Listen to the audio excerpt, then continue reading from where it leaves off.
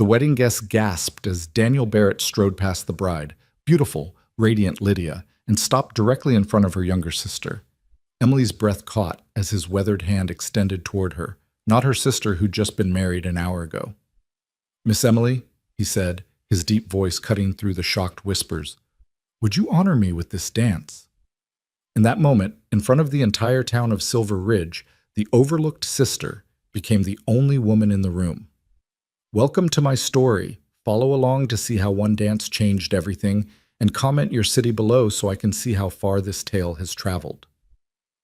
The morning sun cast long shadows across the dusty main street of Silver Ridge, Colorado, painting the weathered storefronts in shades of gold and amber. It was April 15th, 1875, a date Emily Carter would remember not for joy, but for the familiar ache of invisibility that settled deeper into her bones with each passing hour.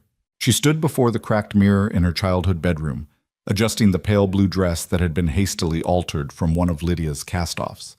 The fabric hung loosely on her smaller frame, despite Mrs. Henderson's best efforts with needle and thread.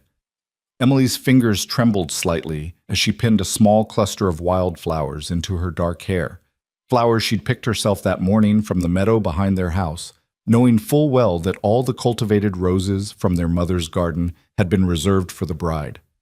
"Emily! For heaven's sake, stop dawdling!" Her mother's sharp voice carried up the narrow staircase. "Your sister needs you." Of course she did.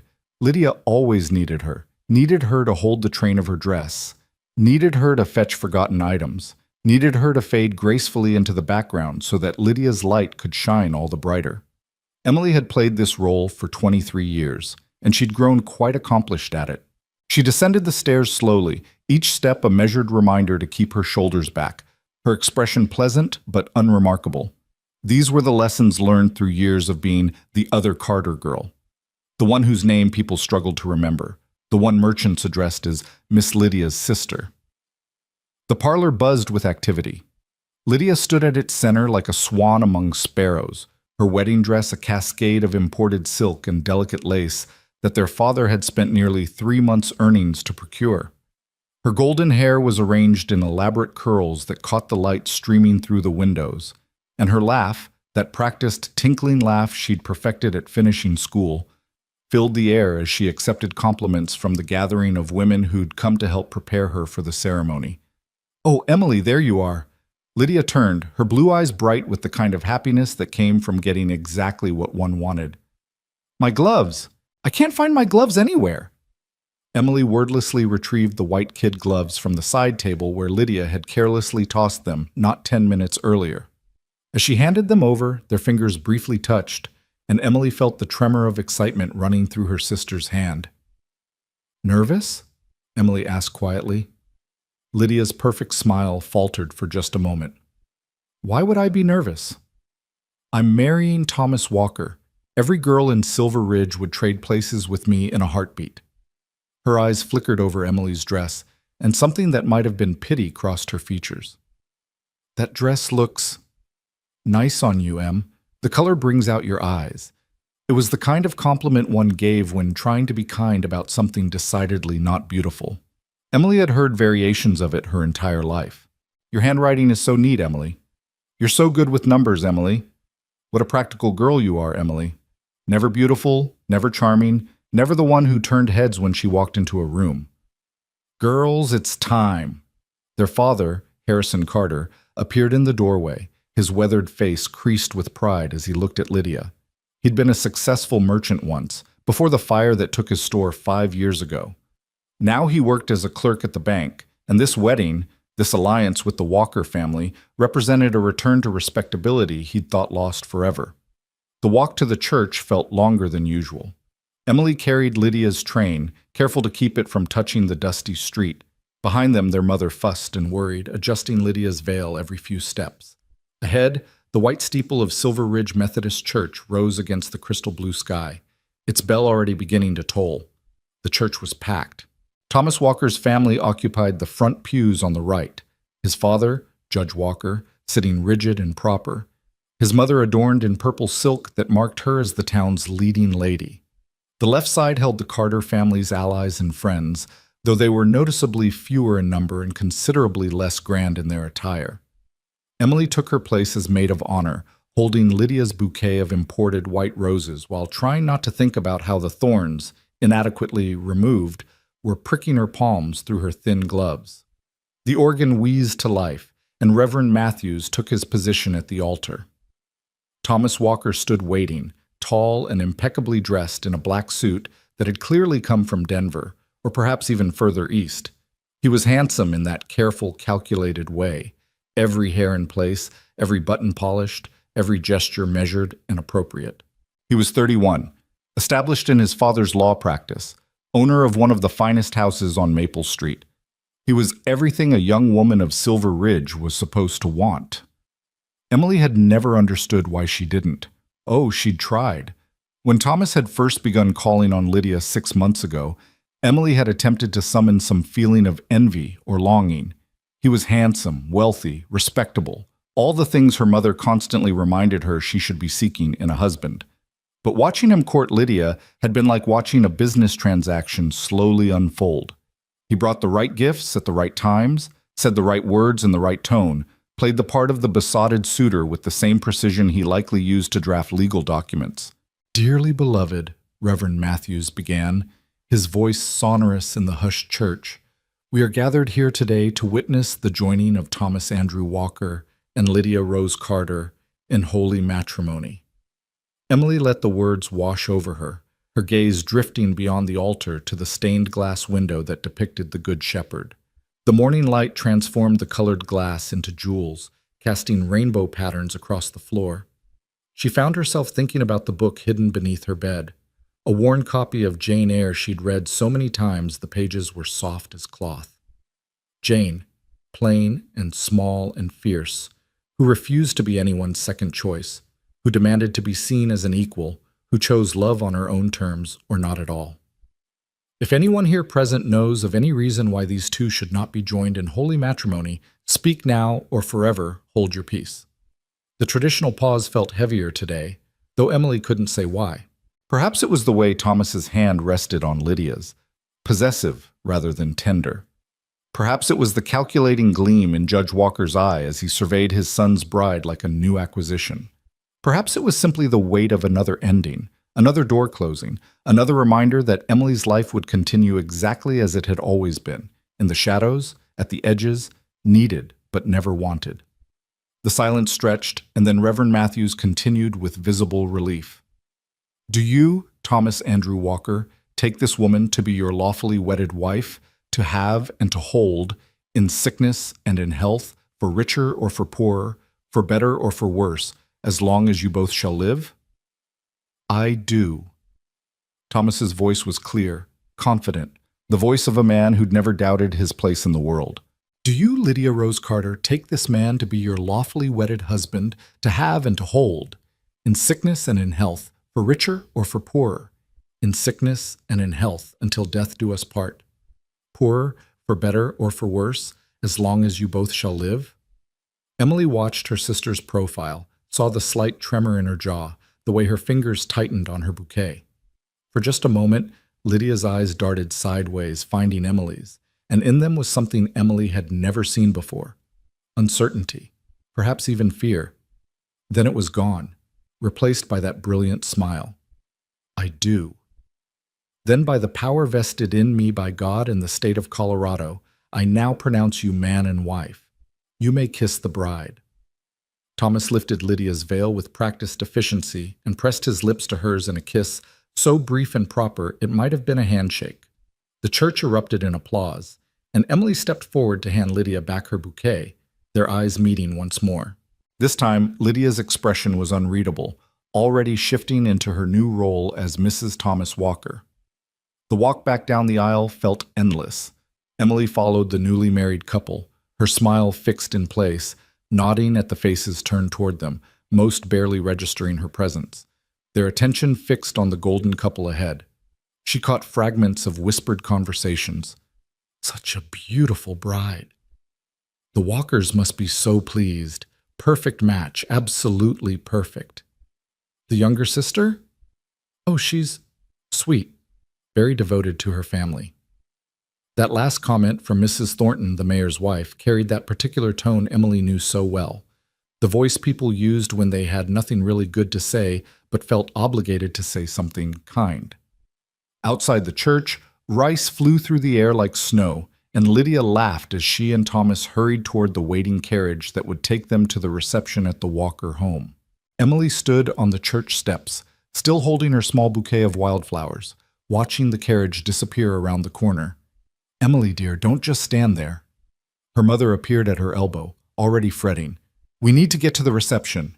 There's so much to do, and you know Lydia will need—" "Yes, Mother." Emily followed dutifully, her feet automatically finding the familiar path to the Walker residence, the finest house on Maple Street with its wraparound porch and imported wallpaper and running water pumped right into the kitchen, luxuries most in Silver Ridge could only dream of. The reception was already in full swing when they arrived. The Walkers' parlor had been transformed into a wonderland of white roses and silk ribbons. A string quartet from Denver played in the corner, and servants, actual servants, not just neighbors helping out, circulated with trays of delicacies most of the town had never tasted. Oysters that had been packed in ice and rushed from the coast, champagne that sparkled like liquid gold, tiny cakes decorated with sugar flowers so delicate they looked real. Emily found herself relegated to a corner near the punch bowl, holding a cup she didn't really want, watching as Lydia and Thomas held court in the center of the room. Lydia had never looked more beautiful, her cheeks flushed with champagne and triumph. She'd gotten everything she'd ever wanted: the wealthy husband, the grand house, the position as one of Silver Ridge's leading ladies. Their father stood nearby, chest puffed with pride, already deep in conversation with Judge Walker about some business venture or another. Their mother fluttered between groups of women, accepting congratulations with barely concealed relief that at least one of her daughters had made a successful match. "Not much of a dancer." The voice was deep, unfamiliar, with a slight drawl that marked the speaker as not from Colorado. Emily turned to find a man standing beside her, and for a moment she forgot to breathe. He was tall, taller than Thomas, but without the lawyer's studied elegance. This man looked like he'd been carved from the very mountains that surrounded Silver Ridge, all sharp angles and weathered strength. His suit was clean but simple, clearly not made by any fancy tailor, and he wore it like a costume he couldn't wait to shed. Dark hair, longer than was fashionable, curled slightly over his collar, and his eyes, God, his eyes were the color of the sky just before a storm, that deep electric blue that promised change was coming. I beg your pardon?" Emily managed, realizing she'd been staring. A smile tugged at the corner of his mouth. Not the practiced smile of someone like Thomas, but something genuine and slightly amused. "I asked if you weren't much of a dancer. You've been standing here for the past 20 minutes, and no fewer than 3 young men have approached and then veered away at the last moment." Heat flooded Emily's cheeks. She hadn't realized anyone had been watching her, much less noticing the subtle rejections she'd grown so accustomed to. Perhaps they simply remembered urgent business elsewhere. Perhaps. He took a sip from his own cup, and Emily noticed his hands. Strong, calloused, the hands of someone who worked with them rather than just with words and papers. Or perhaps they're fools. The directness of the compliment, if it was a compliment, caught her off guard. She wasn't used to this, to being noticed, to being spoken to as if she were worth noticing. "You don't know me, sir." Perhaps those young men were showing excellent judgment. He turned to face her fully then, and the intensity of his gaze made her pulse quicken.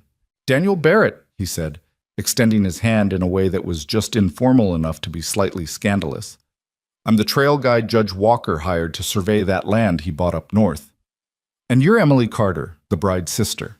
She hesitated before taking his hand, and when she did, the warmth of his palm against hers sent an unexpected shiver through her.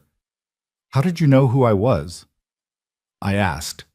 Simple, direct, no flowery explanations or elaborate flattery. "You looked interesting." "Interesting." Emily couldn't help but laugh, though it came out slightly bitter. That's a word often used to describe things that aren't quite beautiful enough for better adjectives. Daniel's brow furrowed. "Is that what you think? That interesting is a consolation prize?" He gestured toward the center of the room where Lydia was holding court, surrounded by admirers. "Your sister is beautiful, I'll grant you that. The way a painting is beautiful, or a statue. Perfect to look at, but I bet if you asked her about the last book she read for pleasure, she'd have to think hard about it.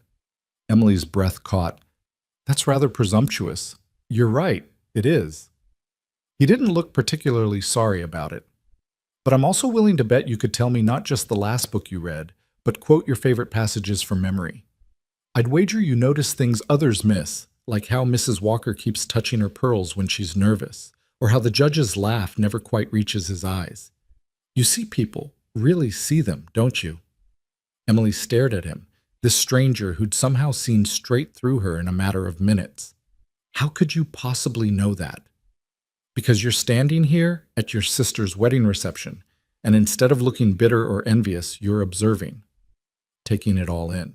There's a difference between being overlooked and choosing to remain at the edges where you can actually see what's happening. He paused, then added more quietly, I recognize it because I do the same thing. Before Emily could respond, the quartet struck up a waltz, and couples began moving onto the makeshift dance floor. Daniel set down his cup and turned to her with an expression that was both challenge and invitation. Dance with me. I'm not very... Emily stumbled over her words, acutely aware that people would see them, would wonder why this stranger was asking the plain sister to dance when there were prettier girls available. I didn't ask if you were good at it, Daniel said, his hand still extended. I asked you to dance with me. There was something in his voice, in the steady way he looked at her, that made Emily feel as if she were standing at the edge of a cliff. One step forward would change everything. One step back would keep her safe in the shadows where she'd always lived. She thought of Jane Eyre. She thought of all the dances she'd watched from the sidelines. She thought of the tremor in Lydia's voice when she'd said, I do. Emily placed her hand in Daniel's. He led her onto the floor with a confidence that suggested he was more familiar with dancing than his rough appearance might indicate. His hand at her waist was warm and steady, and when they began to move, Emily found herself following his lead as naturally as breathing. You lied, he said conversationally as they turned.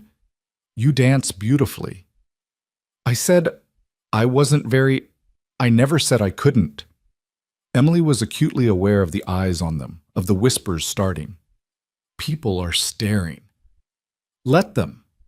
Daniel spun her, and for a moment the room blurred around them. Does it bother you? Yes. Number? I don't know. Emily was finding it hard to think with his hand in hers, with the way he looked at her like she was the only person in the room. I'm not used to being noticed. That's not the same as not being worth noticing. They danced in silence for a moment, and Emily became aware of other things, the scent of leather and something like pine that clung to him, the way he moved with a grace that spoke of complete comfort in his own body, the slight smile that played at his lips when she successfully followed a particularly complex turn. Why did you really ask me to dance? She finally asked. Daniel considered the question, his blue eyes thoughtful. Because when I walked in here, I saw a room full of people playing parts. Your sister, playing the perfect bride. Thomas Walker, playing the devoted groom. Everyone saying the right things, making the right gestures, and all of it as hollow as a reed. Then I saw you standing there with your wildflowers while everyone else had roses, and you were the only real thing in the whole damn room. Emily's steps faltered. Mr. Barrett, Daniel. Daniel. His name felt strange on her tongue, intimate in a way that proper introductions shouldn't be. You don't know me. You don't know anything about me. I know you picked those wildflowers yourself this morning. There's still dirt under your fingernails from digging them up. I know you've read that book in your reticule so many times the binding is coming apart. I can see the loosened threads. I know you've been holding your shoulders so straight for so long that they're probably aching, but you won't let yourself relax because someone once told you that proper ladies don't slouch.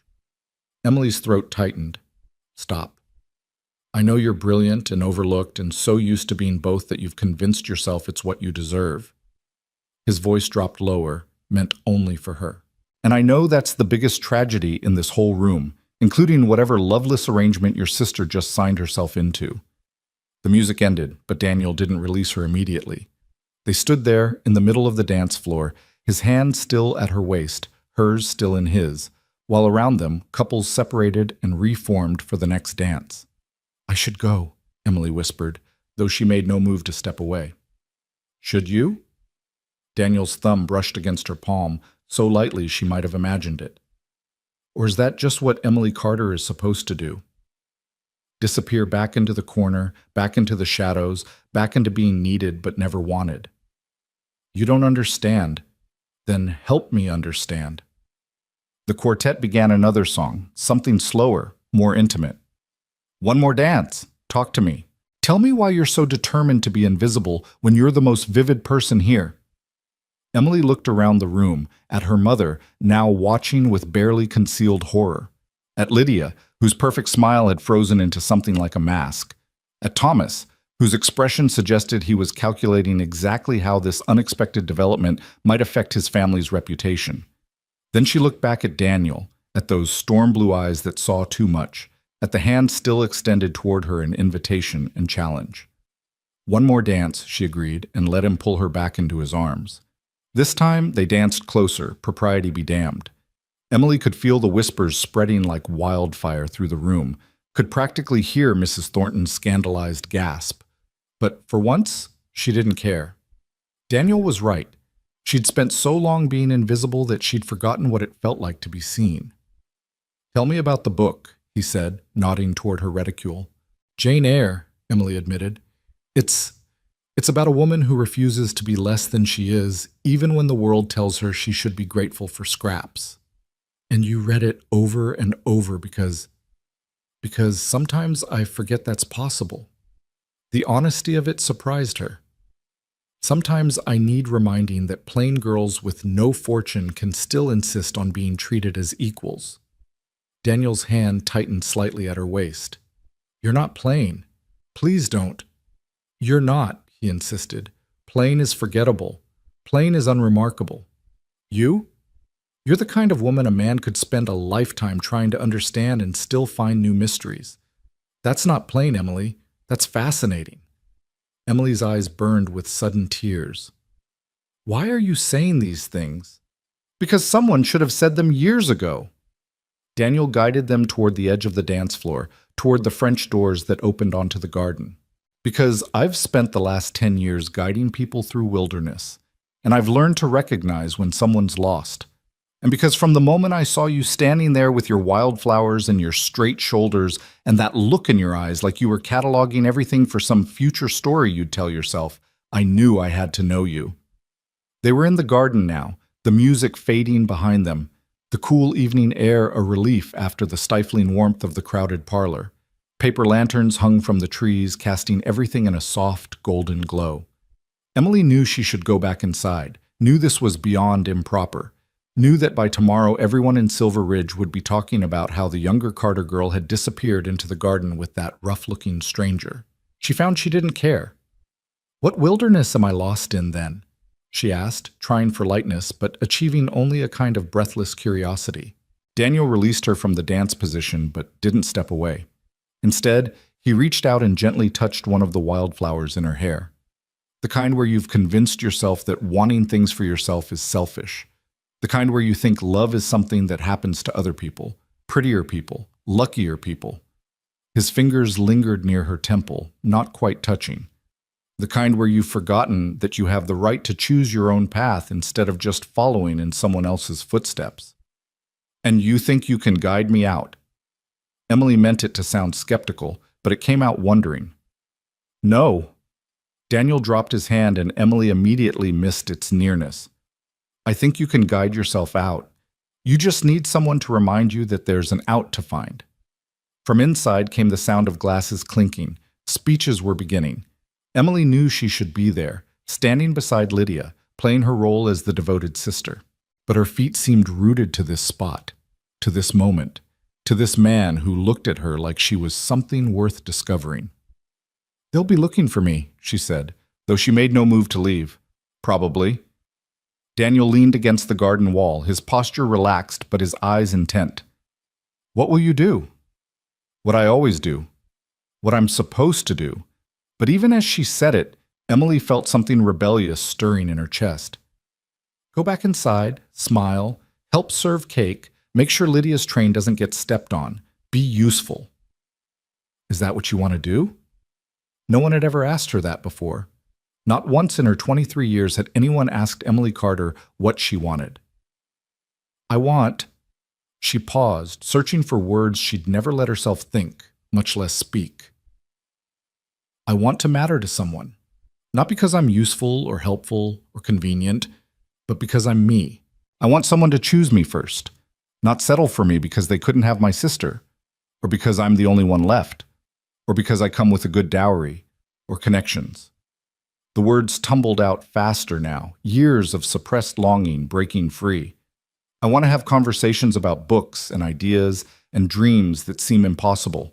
I want to dance without worrying if I'm pretty enough to deserve the attention. I want to be seen, really seen, and still be wanted. The silence that followed her outburst was deafening. Emily's cheeks burned with mortification. She'd just spilled her deepest desires to a complete stranger, a man she'd known for less than an hour. I'm sorry, she began. I don't know why I... Saturday. Daniel interrupted her. There's a barn dance at the Miller's farm. Nothing fancy, just neighbors and fiddle music and people who dance because they want to, not because it's expected. He pushed off from the wall, standing to his full height. Come with me. Emily's heart stopped. What? Come to the dance with me. We'll talk about books. We'll argue about ideas. I'll tell you about the places I've seen beyond Silver Ridge, and you'll tell me about the worlds you've found in your reading. He stepped closer, and Emily had to tilt her head back to maintain eye contact. And we'll dance, not because it's proper or expected, but because we want to. You don't even know me, Emily protested weakly. I know enough. Daniel's voice was certain. I know you're brave enough to keep hoping even when life keeps disappointing you. I know you're smart enough to see through all this pretense, but kind enough not to condemn people for it. I know you notice everything but judge little. He paused. And I know that if I don't at least try to convince you to give me a chance, I'll regret it for the rest of my life. From inside, Emily heard her mother's voice calling her name, sharp with irritation. The spell broke, and reality crashed back. She was Emily Carter, the plain sister, the useful one, the one who didn't make scenes or cause gossip or run off with unsuitable men. I have to go, she said, gathering her skirts. Daniel caught her hand as she turned to leave. Saturday, he said again, not a question this time. I'll be at your front door at 6 o'clock. You can decide then whether to come with me or not. But I'll be there. Emily looked down at their joined hands, his so large and rough, hers small and ink-stained, and felt something shift inside her chest, like a door opening to let light into a room that had been dark for so long she'd forgotten colors existed. I make no promises, she said. I'm not asking for any. He released her hand slowly, reluctantly. Just think about it. Think about what you want, not what you should do. Emily nodded, not trusting herself to speak, and fled back toward the house. She paused at the French doors, looking back to find Daniel still watching her, a slight smile on his face that suggested he knew something she didn't. Inside, the reception continued in full swing. Lydia was cutting the cake, her laugh bright and brittle as crystal. Thomas stood beside her, one possessive hand on her waist, already looking bored. Emily's mother appeared at her elbow immediately. Where have you been? She hissed. Everyone's been asking about you. It's embarrassing enough that you... She stopped, her eyes widening as she took in Emily's appearance. You've been dancing. Your hair is mussed and your cheeks are flushed. Emily Carter, what have you been doing? Living, Emily said, the word escaping before she could stop it. Her mother's mouth opened and closed like a landed fish. I beg your pardon? Nothing, Mother. Emily smoothed her hair, tucked the wildflower that had come loose back into place. I was just getting some air. But as she moved through the rest of the reception, helping serve cake, adjusting Lydia's train, being useful and invisible and needed, Emily's mind kept drifting to storm blue eyes and work rough hands and a voice that asked her what she wanted as if her answer mattered. Saturday, 6 o'clock. She made no promises, not even to herself, but for the first time in her life, Emily Carter thought she might want to be more than just the shadow cast by her sister's light. She thought she might want to step into the sun herself, even if it meant getting burned. The reception wound down as the sun set behind the mountains, painting the sky in shades of pink and gold.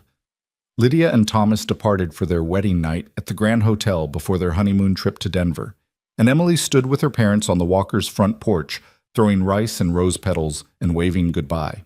As the carriage disappeared around the corner, Emily felt her mother's hand on her arm. "That man you were dancing with," she began carefully. "Mrs. Thornton says he's some kind of wilderness guide. Hardly appropriate company for a young lady of good family." "He was a guest at the wedding, Mother. It would have been rude to refuse him a dance." "One dance, perhaps. But you were gone for nearly half an hour, Emily. People noticed. People talked." Emily thought about denying it, about making excuses, about doing what she'd always done, smoothing things over, keeping the peace, being the good daughter. Instead, she heard herself say, "Let them talk." Her father, who'd been silent until now, turned to look at her with surprise. "Emily? I danced with a man who asked me to dance. I had a conversation with someone who found me interesting enough to talk to. If that's scandal-worthy in Silver Ridge, then perhaps the problem isn't with me." The silence that followed was deafening. Emily's parents stared at her as if she'd suddenly sprouted wings or spoken in tongues.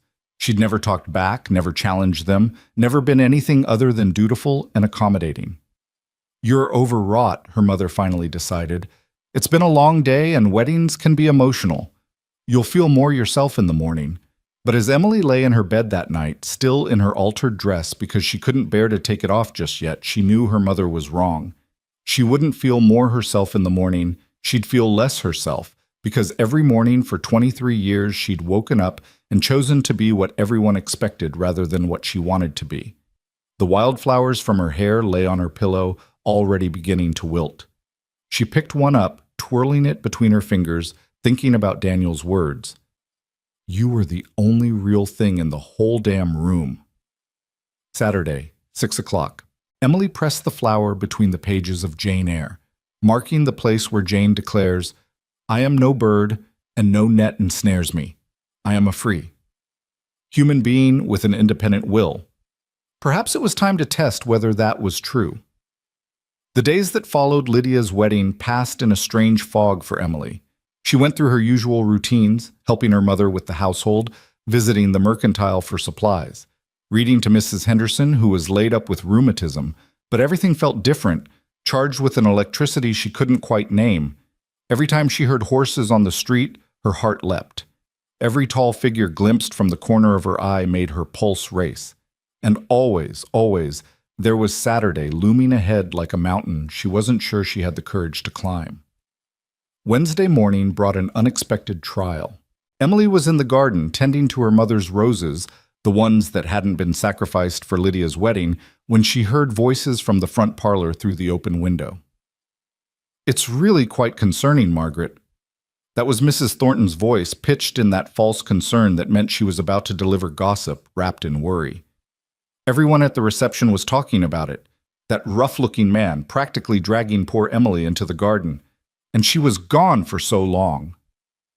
"I'm sure it was nothing improper," Emily's mother responded, though her voice lacked conviction.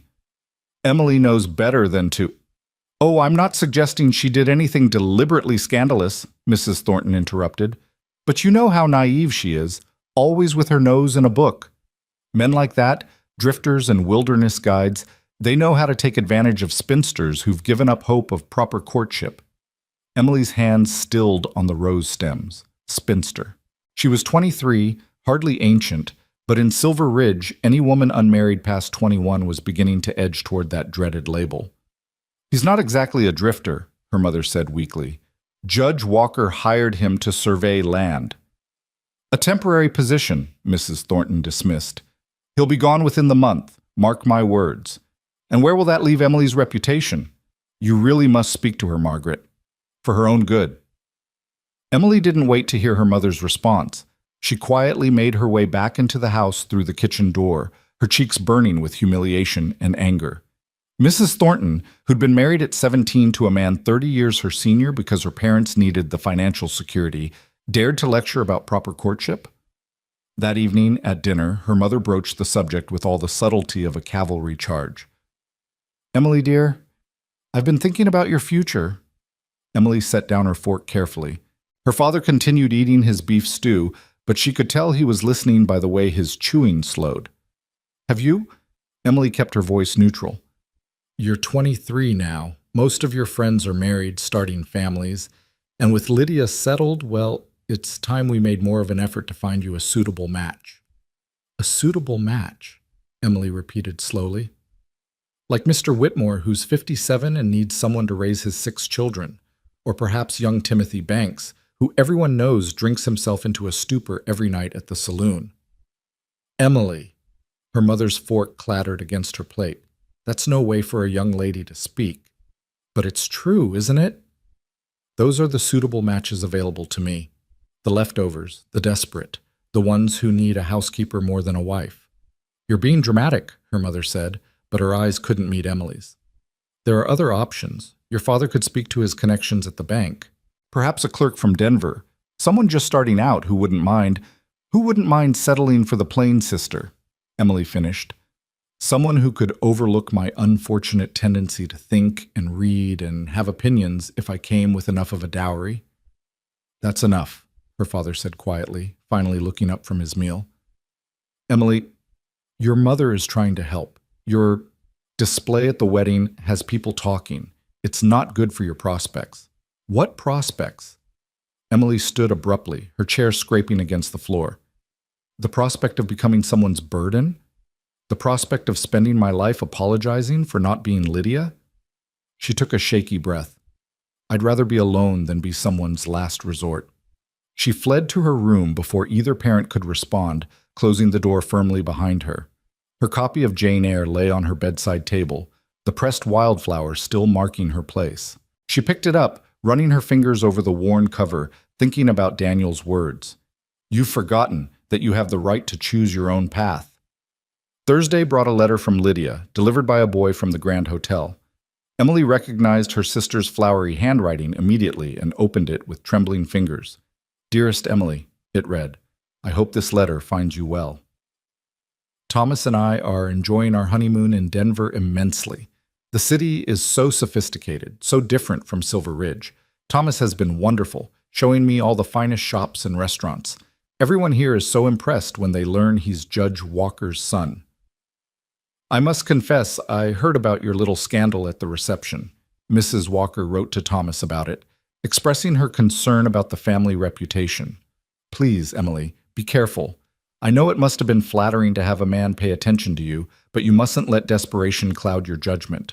Men like that, drifters and adventurers, they don't offer real futures. They offer pretty words and then disappear, leaving broken hearts and ruined reputations behind. I'm telling you this because I love you. Don't throw away your chance at respectability for a few moments of feeling special. It's not worth it. Your loving sister, Lydia, Mrs. Thomas Walker. Emily read the letter 3 times, each reading making her angrier than the last. Desperation. Flattering. A few moments of feeling special. Even from Denver, even in the midst of her honeymoon, Lydia couldn't resist reminding Emily of her place.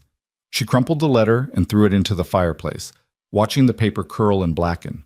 Then she sat at her small writing desk and pulled out a fresh sheet of paper. But after sitting there for nearly an hour, she couldn't find the words to respond. What could she say? That she wasn't desperate, she was awakening? That Daniel hadn't flattered her, he'd seen her?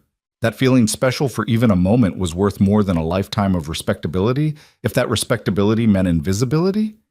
Friday passed in a blur of preparations for the church social on Sunday. Emily helped her mother bake pies, her hands working automatically while her mind wandered. 6 o'clock. Less than 24 hours. Would he really come? Or had it been the champagne talking, the romance of a wedding making him say things he didn't mean? That night, sleep eluded her entirely. She lay in bed listening to the grandfather clock in the hallway chime away the hours. At 3 in the morning, she gave up and lit a candle, pulling out Jane Eyre again. But even her beloved book couldn't hold her attention. Her eyes kept drifting to her wardrobe, mentally cataloging her dresses, all of them practical and plain, suitable for the minister's daughter or the schoolmarm, not for a woman going dancing with a man who looked at her like she was fascinating. Saturday dawned gray and overcast, clouds hanging low over the mountains like a threat. Emily went through her morning chores mechanically, aware of her mother's watchful eyes following her everywhere. The tension in the house was palpable, though nothing was said directly. Her father left early for the bank, claiming extra work, but Emily suspected he simply wanted to avoid whatever scene was brewing.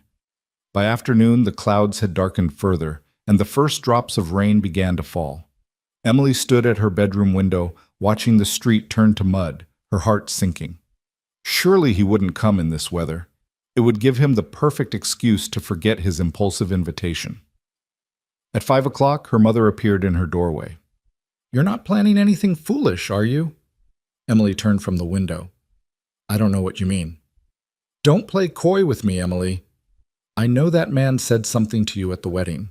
You've been distracted all week." "He invited me to a dance," Emily said simply. "The barn dance at the Miller's farm." Her mother's face went pale. "You cannot seriously be considering going." "Why not?" "It's just a dance, neighbors and fiddle music, nothing scandalous." "Going with him would be scandalous." "Emily, you don't know anything about this man. He could be anyone, could have done anything. And the Miller's farm is 3 miles outside town. You'd be alone with him in a carriage for 3 miles each way." "I've been alone with Mr. Whitmore in his carriage when he drove me home from church," Emily pointed out. "No one called that scandalous." "That's different, and you know it. Mr. Whitmore is a respectable widower, a member of our community. This Daniel Barrett is a stranger, a drifter, who'll be gone as soon as Judge Walker's business is concluded." Emily moved to her wardrobe, pulling out her best dress, a deep green wool that brought out the color in her eyes, one of the few items that had been made specifically for her rather than altered from Lydia's cast-offs. "Emily, I forbid it." The words hung in the air between them. Emily's hand stilled on the dress. In 23 years, her mother had never had to forbid her anything, because Emily had never given her reason to.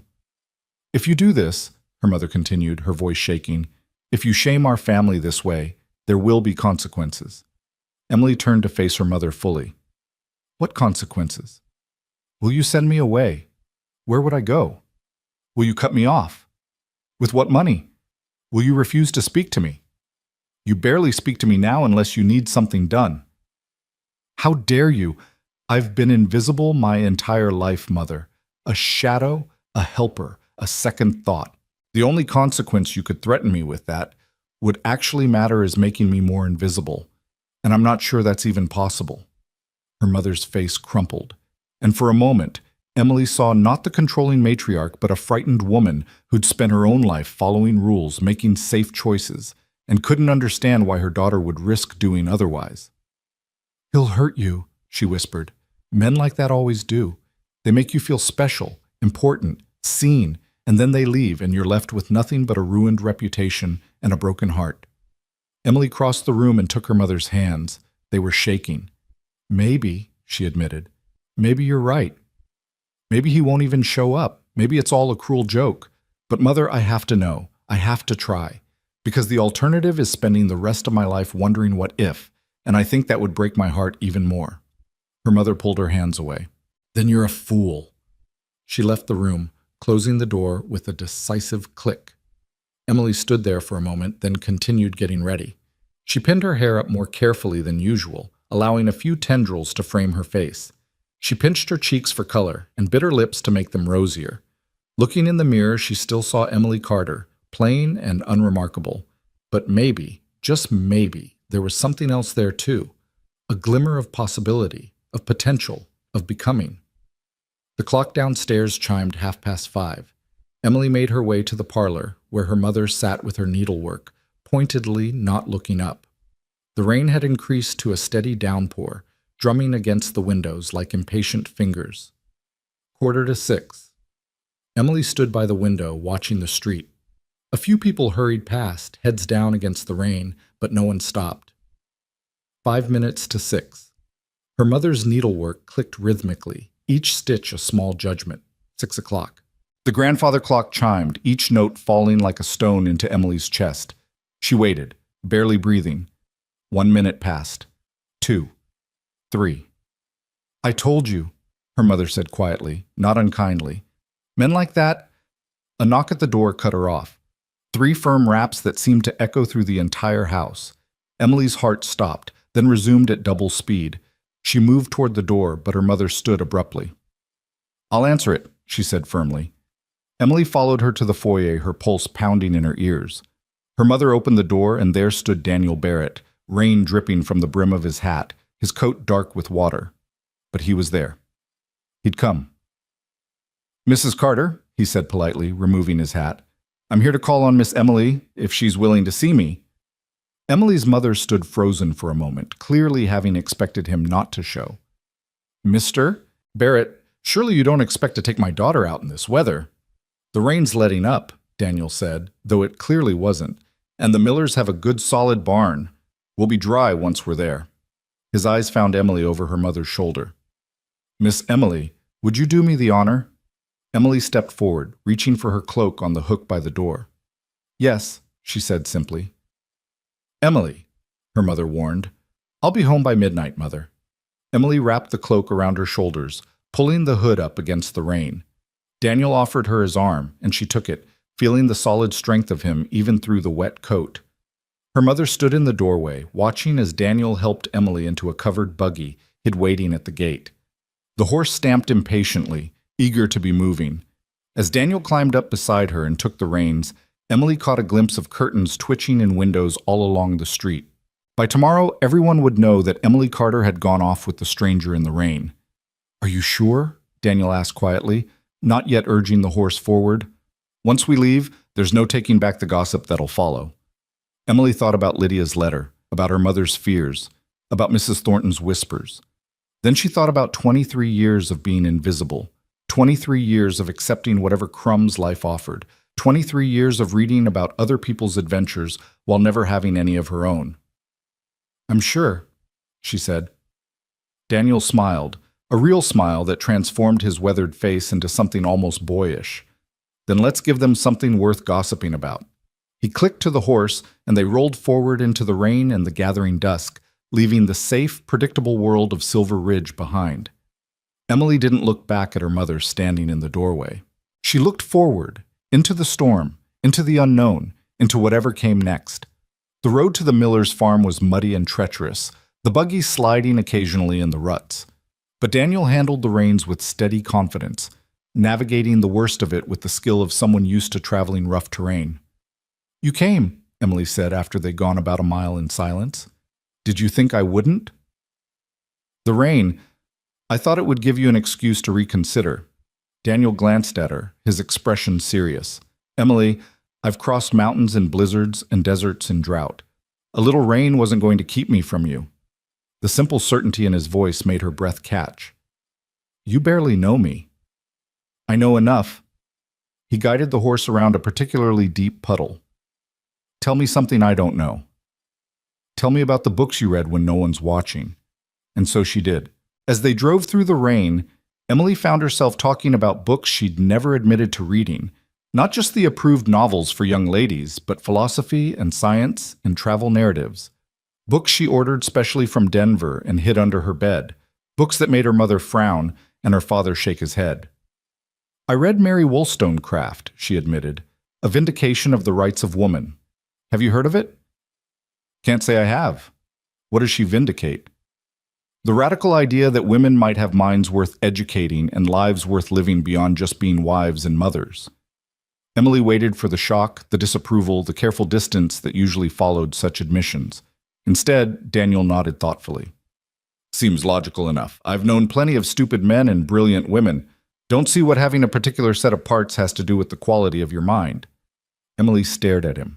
Most men would find that opinion scandalous. Most men are scared of women who think. Makes it harder to convince them to settle for less than they deserve. He glanced at her again. "What else do you read?" She told him about Darwin and his theories of evolution, about travel journals from Africa and Asia, about astronomical treatises that suggested the universe was vaster than anyone imagined. With each confession, she expected to find the limit of his acceptance, the point where he'd realize she was too strange, too unfeminine, too much. But he just kept asking questions, genuine questions that showed he was actually listening, actually thinking about what she said. "You should write," he said suddenly. "Write?" Your own books, travel narratives maybe, or philosophical essays. You have thoughts worth sharing, Emily, ideas that deserve to be heard. Women don't, she began automatically, then stopped. Women don't what? Mary Wollstonecraft did. Other women do. Why not Emily Carter? Before she could respond, they crested a hill and the miller's barn came into view, golden light spilling from its doors and windows like honey. Despite the rain, buggies and horses filled the yard, and the sound of fiddle music drifted through the air. Daniel pulled up near the barn, jumping down to help Emily descend. His hands were warm and steady on her waist as he lifted her down, holding her just a moment longer than necessary. "Ready?" he asked. Emily looked at the barn, at the couples visible through the doorway, spinning and laughing. She thought of all the dances she'd watched from the sidelines, all the times she'd been the one holding other people's wraps while they had fun. "Ready," she said. The inside of the barn had been transformed. Lanterns hung from the rafters, hay bales lined the walls for seating, and a makeshift stage held 3 musicians, a fiddler, a guitarist, and someone with an accordion. The floor was crowded with dancers, farmers, and shopkeepers, and ranch hands all mixed together in a democracy of movement that would never exist at the formal dances in town. Several heads turned when Emily and Daniel entered, conversations pausing mid-sentence. Emily recognized many faces: Tom Mills from the feed store, Sarah Jenkins, who worked at the boarding house, old Mr. Grayson, who ran the livery stable. Their expressions ranged from surprised to curious to scandalized. "Let them look," Daniel murmured in her ear. Then louder, "Come on, let's dance." He led her onto the floor just as the musicians struck up a lively reel. This wasn't the careful, prescribed dancing of the wedding reception. This was wild and free and joyous, couples spinning until they were dizzy, laughing when they missed steps, creating their own patterns when they forgot the proper ones. Daniel was a surprisingly good dancer, leading her through the steps with a confidence that belied his rough appearance.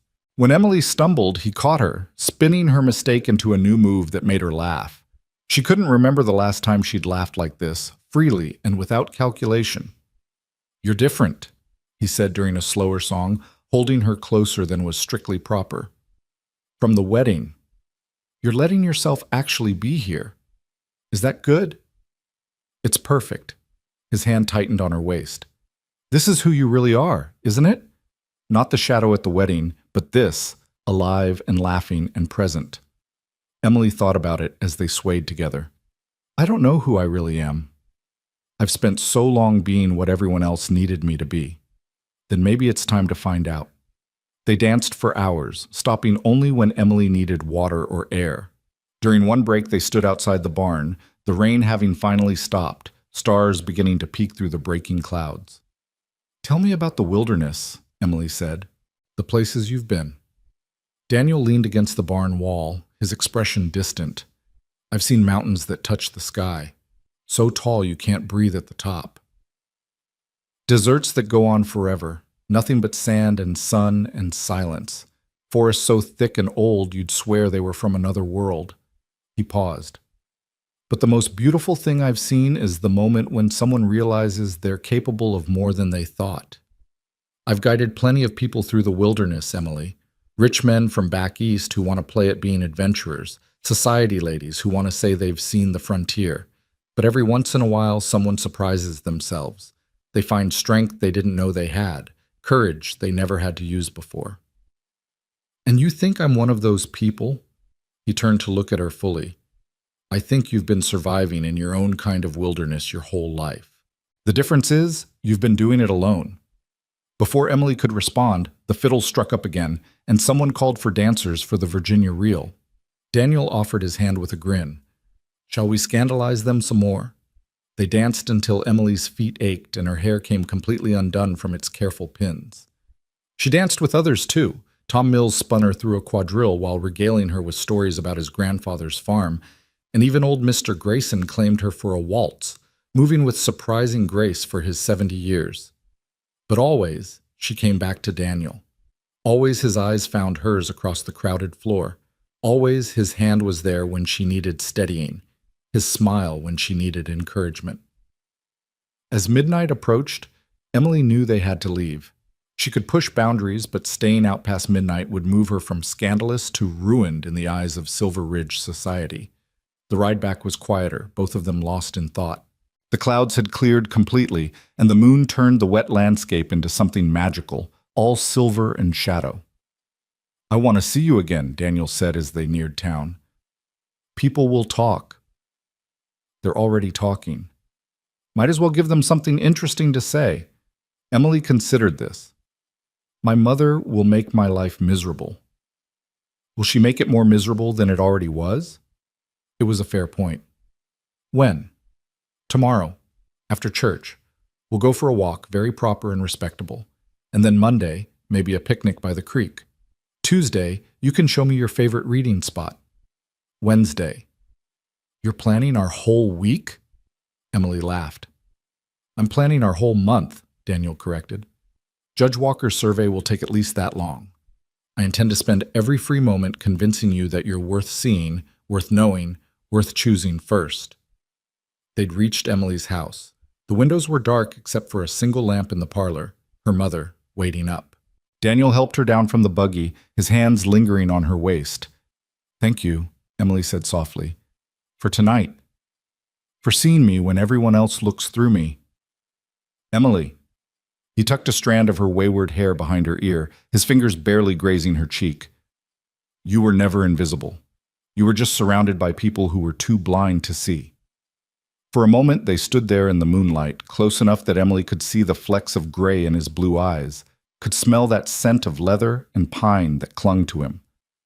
She thought he might kiss her, and she thought she might let him, propriety be damned. But then the front door opened, lamplight spilling onto the porch, and her mother's silhouette appeared. "Sunday," Daniel said, stepping back. "After church."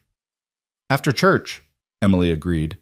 She walked to the door on unsteady legs, feeling like she'd aged years in a single night, or perhaps finally grown into the person she was meant to be. Her mother said nothing as she entered, just looked at her with an expression Emily couldn't read. Disappointment? Resignation? Perhaps even a touch of envy. "Was it worth it?" her mother finally asked as Emily headed for the stairs. Emily paused, thinking of the dancing, the laughter, the conversations about books and ideas and dreams. Thinking of Daniel's hand steady on her waist, his voice telling her she was worth choosing first. "Yes," she said simply. "It was worth everything." She climbed the stairs to her room, not bothering to light a lamp. In the darkness, she unpinned what was left of her hairstyle, letting her hair fall loose around her shoulders. Through her window, she could see Daniel's buggy disappearing down the street, and she watched until it turned the corner and vanished from view. Tomorrow there would be consequences. Tomorrow there would be gossip and sermons and her mother's cold silence. Tomorrow the real test would begin. Whether she had the courage to keep choosing this path when the whole town was watching and judging. But tonight, for the first time in her life, Emily Carter had been the heroine of her own story instead of a supporting character in someone else's. She danced until her feet hurt and laughed until her cheeks ached and talked about books with someone who actually listened. She'd been seen, really seen, and found worthy of pursuit. She pulled out Jane Eyre again, finding the passage she'd marked with the wildflower from Lydia's wedding. But this time different words caught her eye, a few pages later. "I am not an angel, and I will not be one till I die. I will be myself." Emily pressed the flower back between the pages and set the book aside.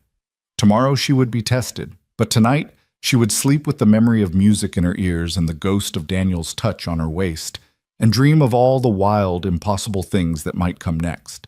Sunday morning arrived with a brilliance that seemed to mock the storm of gossip brewing in Silver Ridge.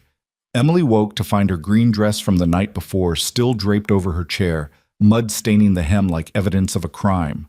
She could hear her parents moving about downstairs, the clink of dishes and the low murmur of voices that stopped abruptly when her footsteps creaked on the landing. The breakfast table was a study in tension.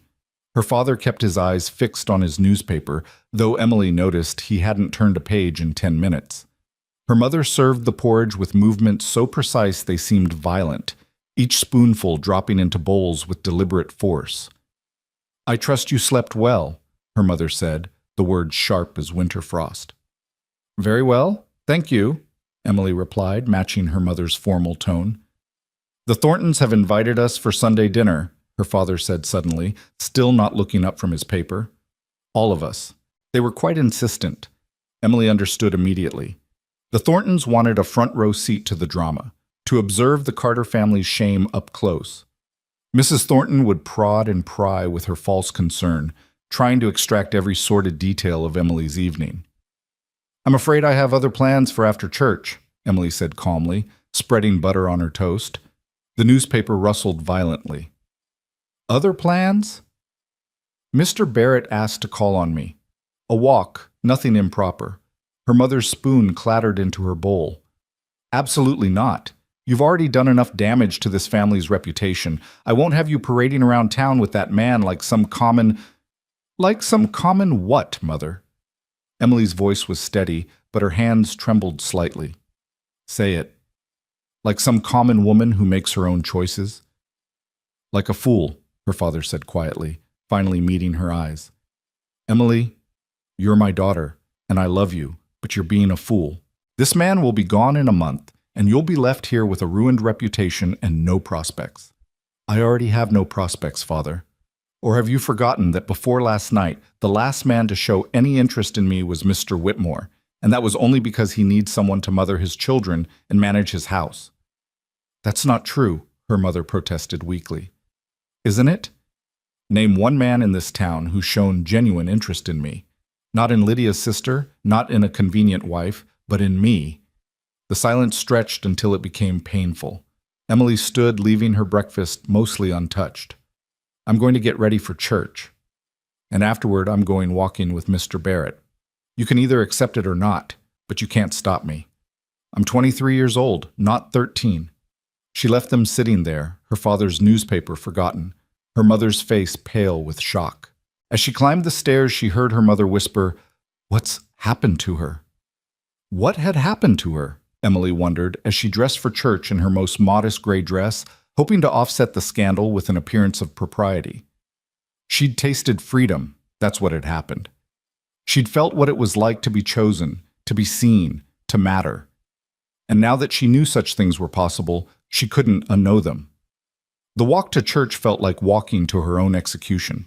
Curtains twitched as they passed, faces appeared and disappeared in windows, and Emily could practically feel the weight of eyes following their small family procession.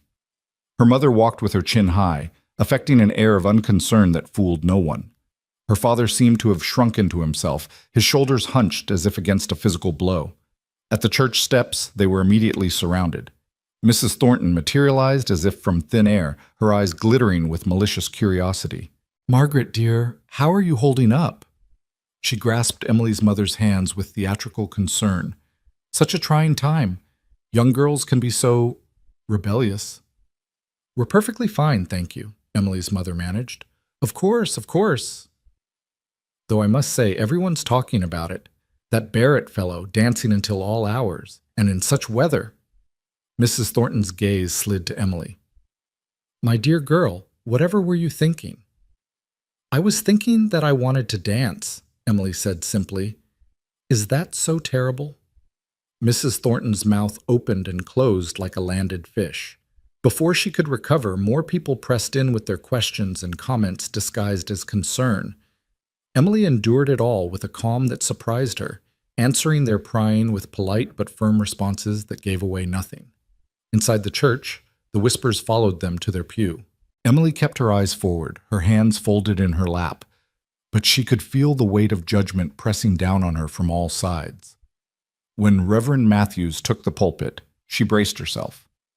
The sermon was about temptation and the weakness of the flesh, about how Satan came in pleasing forms to lead the righteous astray, about the importance of young women maintaining their virtue and reputation. Every word felt aimed directly at Emily, and she could feel the congregation's attention boring into the back of her head. Halfway through, the church door opened. Footsteps echoed on the wooden floor, steady and unhurried. Emily didn't have to turn to know who it was. She could tell by the collective intake of breath from the congregation. Daniel Barrett walked up the center aisle with the confidence of someone who belonged there, his hat in his hand, his best clothes clean but still marking him as different from the town's merchants and clerks. He nodded politely to Reverend Matthews, who had stopped mid-sentence and took a seat in an empty pew 3 rows behind the Carters. The Reverend stumbled over his next words, clearly thrown by this unexpected development. The sermon continued, but the fire had gone out of it. Everyone was too busy stealing glances at Daniel, who sat with perfect attention, as if he attended this church every Sunday. When the service ended, Emily turned to find Daniel already standing, waiting. He looked different in the daylight streaming through the church windows, less mysterious, more solid and real. Their eyes met across the space, and he smiled slightly, a private communication that made her pulse quicken. "Miss Carter," he said formally as her family filed past. "Mrs. Carter, Mr. Carter, beautiful service." Emily's father grunted something non-committal. Her mother said nothing, her lips pressed into a thin line. But Daniel seemed unperturbed by their coldness. "Miss Emily, would you still honor me with that walk?" Before Emily could answer, Judge Walker appeared, Thomas's father, his presence commanding immediate attention. The crowd parted for him as he approached Daniel. "Barrett," he said curtly, "I need to speak with you about the survey. Tomorrow morning, early." "Of course, Judge," Daniel replied easily. "I'll have my preliminary report ready." Judge Walker's gaze shifted to Emily, and his expression hardened. "Miss Carter, I heard you attended the Miller's dance last evening." "I did," Emily said, lifting her chin. "Interesting choice." His tone suggested it was anything but. "I would have thought a young lady of good family would be more, selective in her associations." Daniel stepped forward slightly, not quite blocking Emily, but positioning himself beside her. "With respect, Judge Walker, I'd say Miss Carter showed excellent judgment. The Millers are good people, and their hospitality is genuine. Can't say the same for everyone in town." The judge's face darkened. "Careful, Barrett. You work for me." "For another 3 weeks," Daniel agreed, "and I'll do the job you hired me for." "But that doesn't give you or anyone else the right to insult Miss Carter in my presence." The tension crackled between them. The entire congregation seemed to hold its breath. Then Judge Walker smiled, cold and sharp. 3 weeks, he repeated. "Yes, that's about right. And then you'll move on to the next job, the next town. Men like you always do." His gaze returned to Emily. "Something for certain young ladies to keep in mind." He walked away, leaving silence in his wake. Emily felt the sting of his words, the truth in them that she couldn't deny. 3 weeks. That's all she had. "Shall we go?" Daniel asked quietly, offering his arm. Emily took it, ignoring the gasps and whispers that followed them out of the church. They walked in silence for a while, heading toward the creek that ran along the eastern edge of town. The sun was warm on Emily's face, the air sweet with the scent of wildflowers that had bloomed overnight after the rain. "He's right, isn't he?" Emily finally said. "You will leave." Daniel didn't answer immediately. They'd reached the creek, and he guided her to a fallen log that served as a natural bench. The water gurgled peacefully, Sunday quiet settling over the landscape. "I have to finish the survey," he said finally. "And after that?" "Yes, there's another job waiting." "There always is." Emily nodded, trying to ignore the sinking feeling in her chest. "Where?" "Wyoming territory. The railroad's pushing through, and they need scouts to find the best routes." "That sounds exciting." She managed to keep her voice level. "New territories, new adventures." "Emily." He turned to face her fully, taking her hands in his. "I'm not Thomas Walker. I can't offer you a fine house on Maple Street or a place in society. I can't give you the kind of life your sister has." "I don't want my sister's life," Emily said firmly. "I've seen what that kind of security costs." "But what do you want? Really want, not just what you don't want."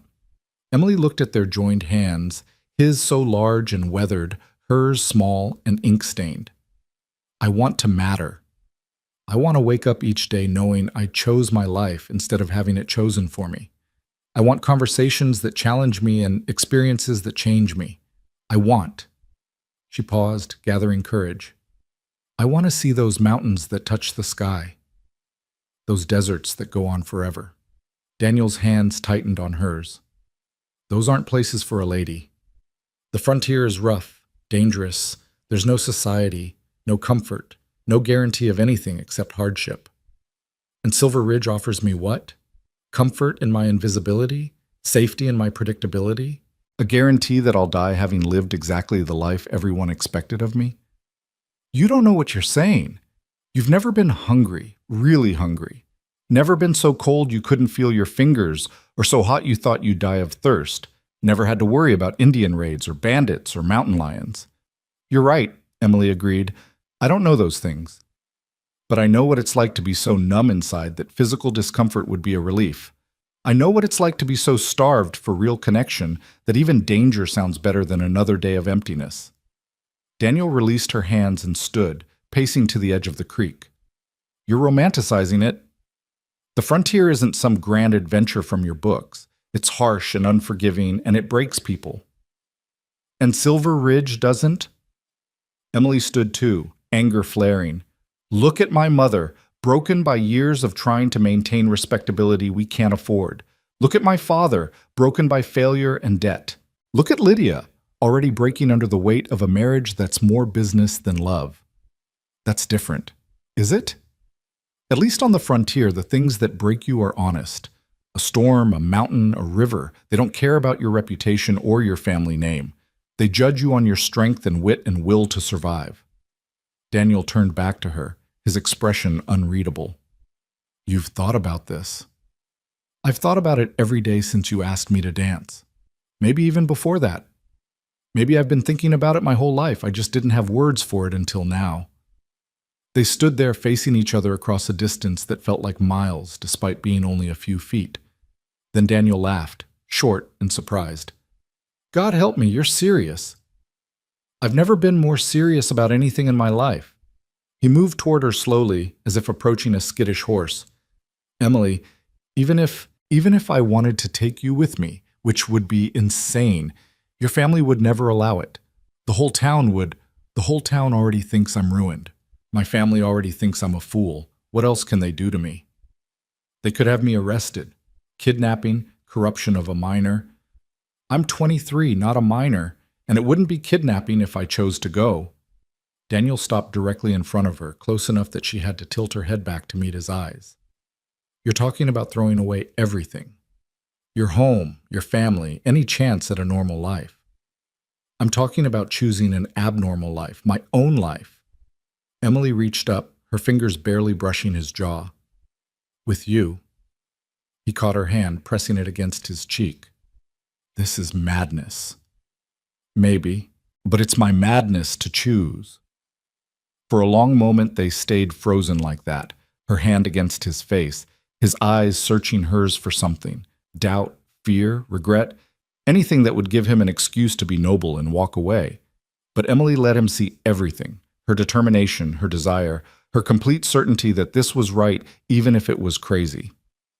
3 weeks, he said finally. That's how long we have to figure this out. Then we'd better not waste any time. He smiled then, that genuine smile that transformed his face. You're going to be trouble, aren't you? I certainly hope so. He was still holding her hand against his cheek when they heard voices approaching. They stepped apart quickly, but not quickly enough. Mrs. Thornton appeared around the bend in the path, accompanied by her daughter Prudence and 2 other ladies from church. Well, Mrs. Thornton said, her voice dripping with scandalized delight. This is cozy. Good afternoon, Mrs. Thornton, Emily said calmly. Lovely day for a walk? Indeed. Though most young ladies would have a chaperone for such walks, her eyes glittered with malice. But then you've already shown a shocking disregard for propriety, haven't you? Have I? Emily asked innocently. I must have missed the impropriety. Mr. Barrett and I were simply enjoying nature and discussing literature. Did you know he's read Darwin? Such fascinating theories about adaptation and survival. Mrs. Thornton's face went red. Darwin, that godless man with his blasphemous ideas? Blasphemous? I thought they were scientific, but then I suppose not everyone has the education to understand the difference. Prudence gasped. Mrs. Thornton swelled with indignation. How dare you? Ladies, Daniel interrupted smoothly, perhaps we should continue this fascinating theological debate another time. Miss Carter and I were just heading back to town. He offered Emily his arm, and they walked past the sputtering women with perfect composure. Once they were out of earshot, Emily let out a shaky breath. That was either very brave or very stupid, Daniel said. Probably both, but did you see her face when I mentioned Darwin? You're going to make these 3 weeks interesting, aren't you? I'm going to make them count. They spent the rest of the afternoon walking, talking, planning. Daniel told her more about Wyoming territory, about the challenges and opportunities there. Emily told him about her dreams of writing, of documenting the frontier experience from a woman's perspective. There's a newspaper in Cheyenne, Daniel said thoughtfully. They might take submissions from a correspondent, especially one writing about subjects others won't touch. A female correspondent? They wouldn't have to know you're female. You could use a pen name. Emily's heart raced at the possibility. E.A. Carter. Ambiguous enough. Or something completely different. Start fresh. Start fresh. The idea was intoxicating and terrifying in equal measure. As the sun began to sink toward the mountains, Daniel walked her home. They could see her parents through the parlor window, sitting rigid as statues. Emily knew what awaited her inside: lectures, threats, possibly even ultimatums. Tomorrow? Daniel asked. Tomorrow, Emily confirmed, and the day after, and the day after that. Your family.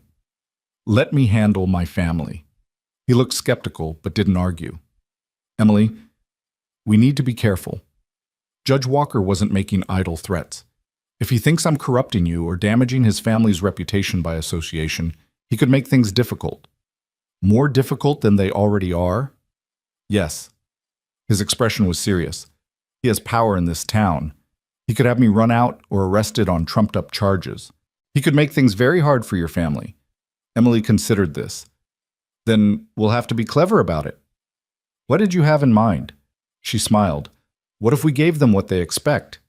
Let them see me walking with you, very proper, very public. Meanwhile, we make our real plans in private. Letters, perhaps, or meetings in places they wouldn't expect. Devious. I like it. I've had 23 years to learn how to be invisible when it suits me. Might as well put that skill to use. Daniel laughed. All right, Miss Carter. We'll play their game during the day. He leaned closer, his voice dropping. But the nights are ours. The promise in his words sent a shiver through her that had nothing to do with the evening chill. Inside the house, the confrontation was exactly what Emily expected. Her parents were waiting in the parlor, their faces set in identical expressions of disapproval. Sit down, her father commanded. Emily sat, her back straight, her hands folded. She'd learned long ago that appearing calm during these lectures made them shorter. This has to stop, her mother began. The whole town is talking. Mrs. Thornton said she found you in a compromising position by the creek. We were standing 3 feet apart having a conversation about literature, Emily said evenly. If that's compromising, then Mrs. Thornton has a more vivid imagination than I gave her credit for. Don't be flippant, her father snapped. This is serious, Emily. Your reputation is already ruined according to everyone. So what does it matter? It matters because you still have to live in this town after he leaves, her mother said, and for the first time Emily heard real fear in her voice. When he's gone, you'll still be here, and everyone will remember. No man will marry you. You'll be a spinster, dependent on us or Lydia's charity for the rest of your life. Maybe I won't be here, Emily said quietly. The silence that followed was deafening. What do you mean? Her father asked, his voice dangerously low. I mean, maybe I'll leave too. Maybe I'll go somewhere where no one knows me, where I can start over. With him? Her mother's voice rose to near hysteria. You'd run away with a man you've known for less than a week? I'd run away with my own life, Mother. He's just showing me that it's possible. This is insane, her father said. Emily, you're not thinking clearly. This man has filled your head with romantic notions. No, Emily interrupted. Books filled my head with romantic notions. Life in this town beat them out of me.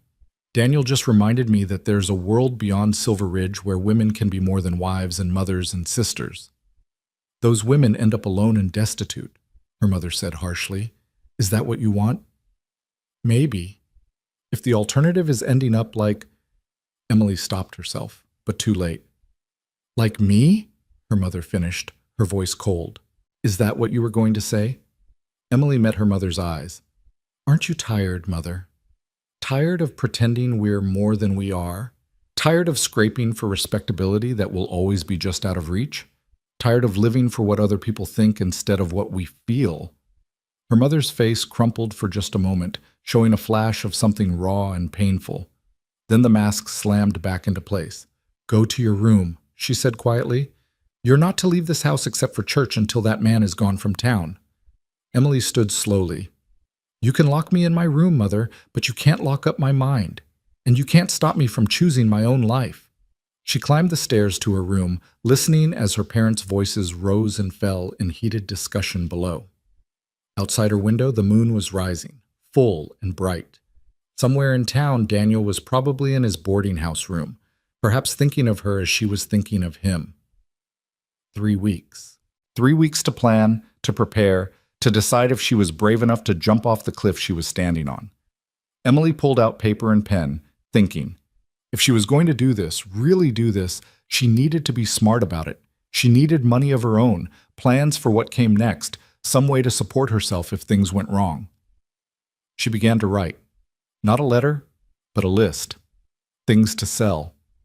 Her grandmother's brooch, the few good dresses that were truly hers, the books she couldn't take with her, skills she had that might earn money.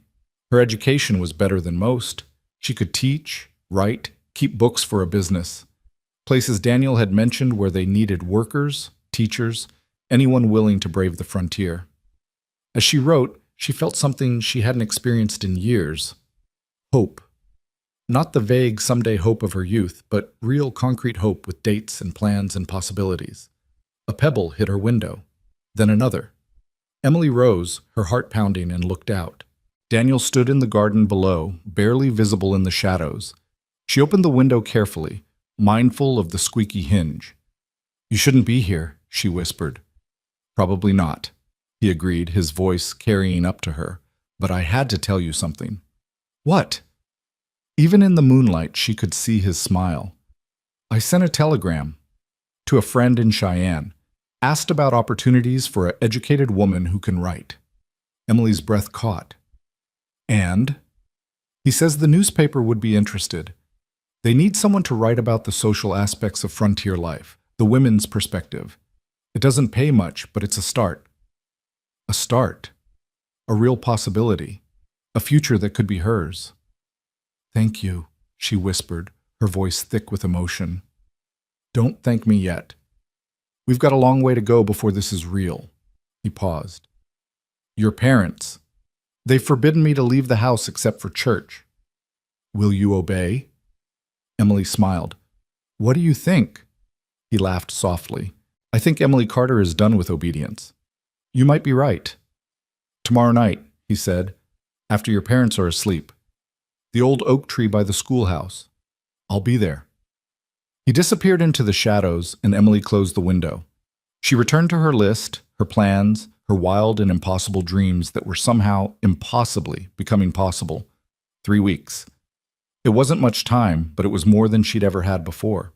3 weeks to change her life completely, to step out of her sister's shadow and into her own light. Emily Carter was done being invisible. She was ready to be seen, to be chosen, to choose herself. And if that made her a scandal, a cautionary tale, a disappointment to everyone who'd tried to keep her small and safe and quiet, so be it. She had mountains to climb and deserts to cross and stories to write. She had a life to live, her own life, finally, fully her own. And she could hardly wait to begin. The old oak tree by the schoolhouse stood like a sentinel in the darkness, its massive branches creating a canopy of shadows. Emily's heart pounded as she slipped through the silent streets, every footstep seeming to echo like thunder in the midnight quiet. She'd waited until she heard her father's snoring, and her mother's restless movements had finally stilled before creeping down the stairs, avoiding the third step that creaked and the loose floorboard near the door. Daniel was already there, a darker shadow against the tree trunk. When he saw her, he stepped forward into a patch of moonlight, and Emily's breath caught at the relief in his expression. "I wasn't sure you'd come," he admitted. "I told you I would." She moved closer, aware that they were truly alone for the first time. No crowds, no watchful eyes, just them and the night. "Though, if we're caught, we won't be caught. I've been watching the patterns. The sheriff makes his rounds at 11 and 2. We have time." They sat beneath the oak tree, close enough that Emily could feel the warmth radiating from his body. The night was cool, autumn creeping in despite the lingering summer days, and she pulled her shawl tighter around her shoulders. "Tell me about Wyoming," she said softly. "Tell me what I'd be getting myself into." Daniel was quiet for a moment, and when he spoke, his voice was thoughtful. "Cheyenne's rough. It's not like the established towns back east or even like Silver Ridge. It's growing fast, too fast maybe. There's opportunity there, but there's also danger. Saloons outnumber churches 10 to 1. Law is whatever the strongest man says it is, though that's changing slowly. You're trying to scare me away. I'm trying to be honest with you. Emily, you've lived your whole life in a place where the worst thing that happens is gossip and social snubs. In Cheyenne, women get robbed, assaulted, worse. The frontier doesn't care that you're educated or well-bred. But there are women there. Families?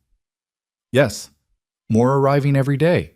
They're building schools, churches, trying to bring civilization to the wilderness. And they need teachers, writers, people who can help build something from nothing. He turned to look at her directly. You'd have purpose there, real purpose. Not just keeping house and raising children, but helping to shape what the West becomes. Emily felt something stir in her chest, a yearning so powerful it was almost painful. And us? What would we be? Daniel reached out, taking her hand in his. His thumb traced circles on her palm, and Emily shivered at the intimacy of it. I won't lie to you and promise marriage right away. I can't afford a wife, not yet, but I'm working on something. There's land available, good land for those willing to claim it and work it. I could build something there, something real, and then I'd marry you proper. Give you the respectability you deserve along with the freedom you crave. I don't need respectability if I have freedom. You say that now, but you've never been without it. Trust me, Emily. Being a woman alone on the frontier without the protection of marriage or family, it's dangerous. Emily squeezed his hand. Then I guess you'd better protect me until you can marry me. He pulled her closer, and suddenly she was in his arms, her head against his chest where she could hear his heart beating fast and strong. You're determined to do this, aren't you? To throw everything away for an uncertain future with a man you barely know?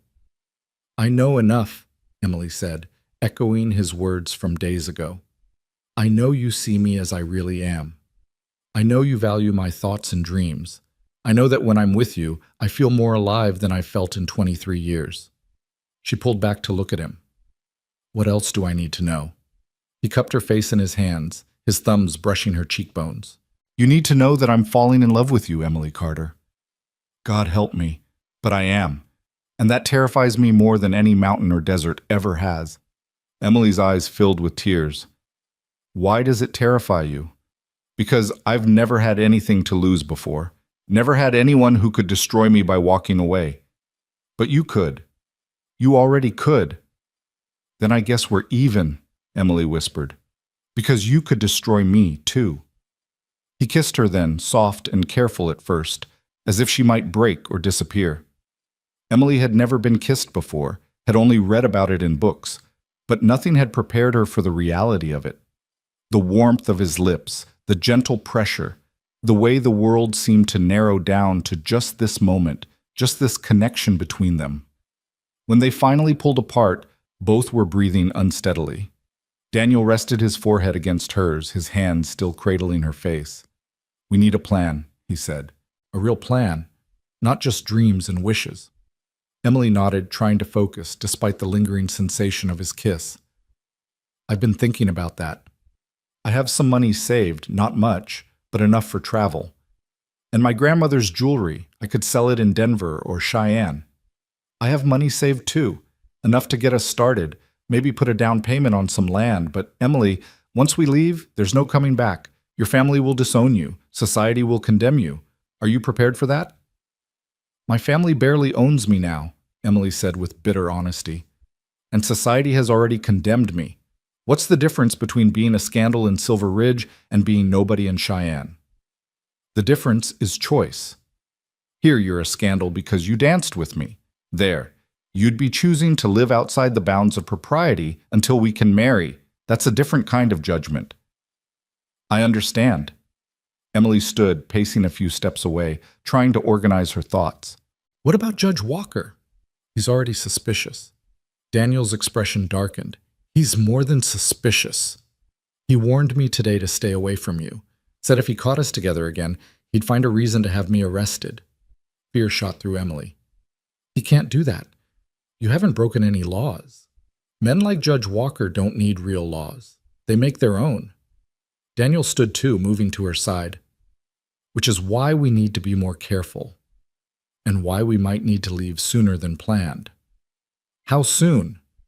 I can finish the essential parts of the survey in a week, maybe 10 days. I'll tell the judge I need to check some boundaries further north, buy us a few days head start before anyone realizes we're gone. A week. The timeline had suddenly compressed from 3 weeks to 1. Emily's mind raced, calculating everything she'd need to do, everything she'd need to say goodbye to. My sister comes back from Denver on Friday, she said. I'd like to see her once more before you disappear from her life forever? Emily flinched at the harsh truth of it. Yes. That's 4 days from now.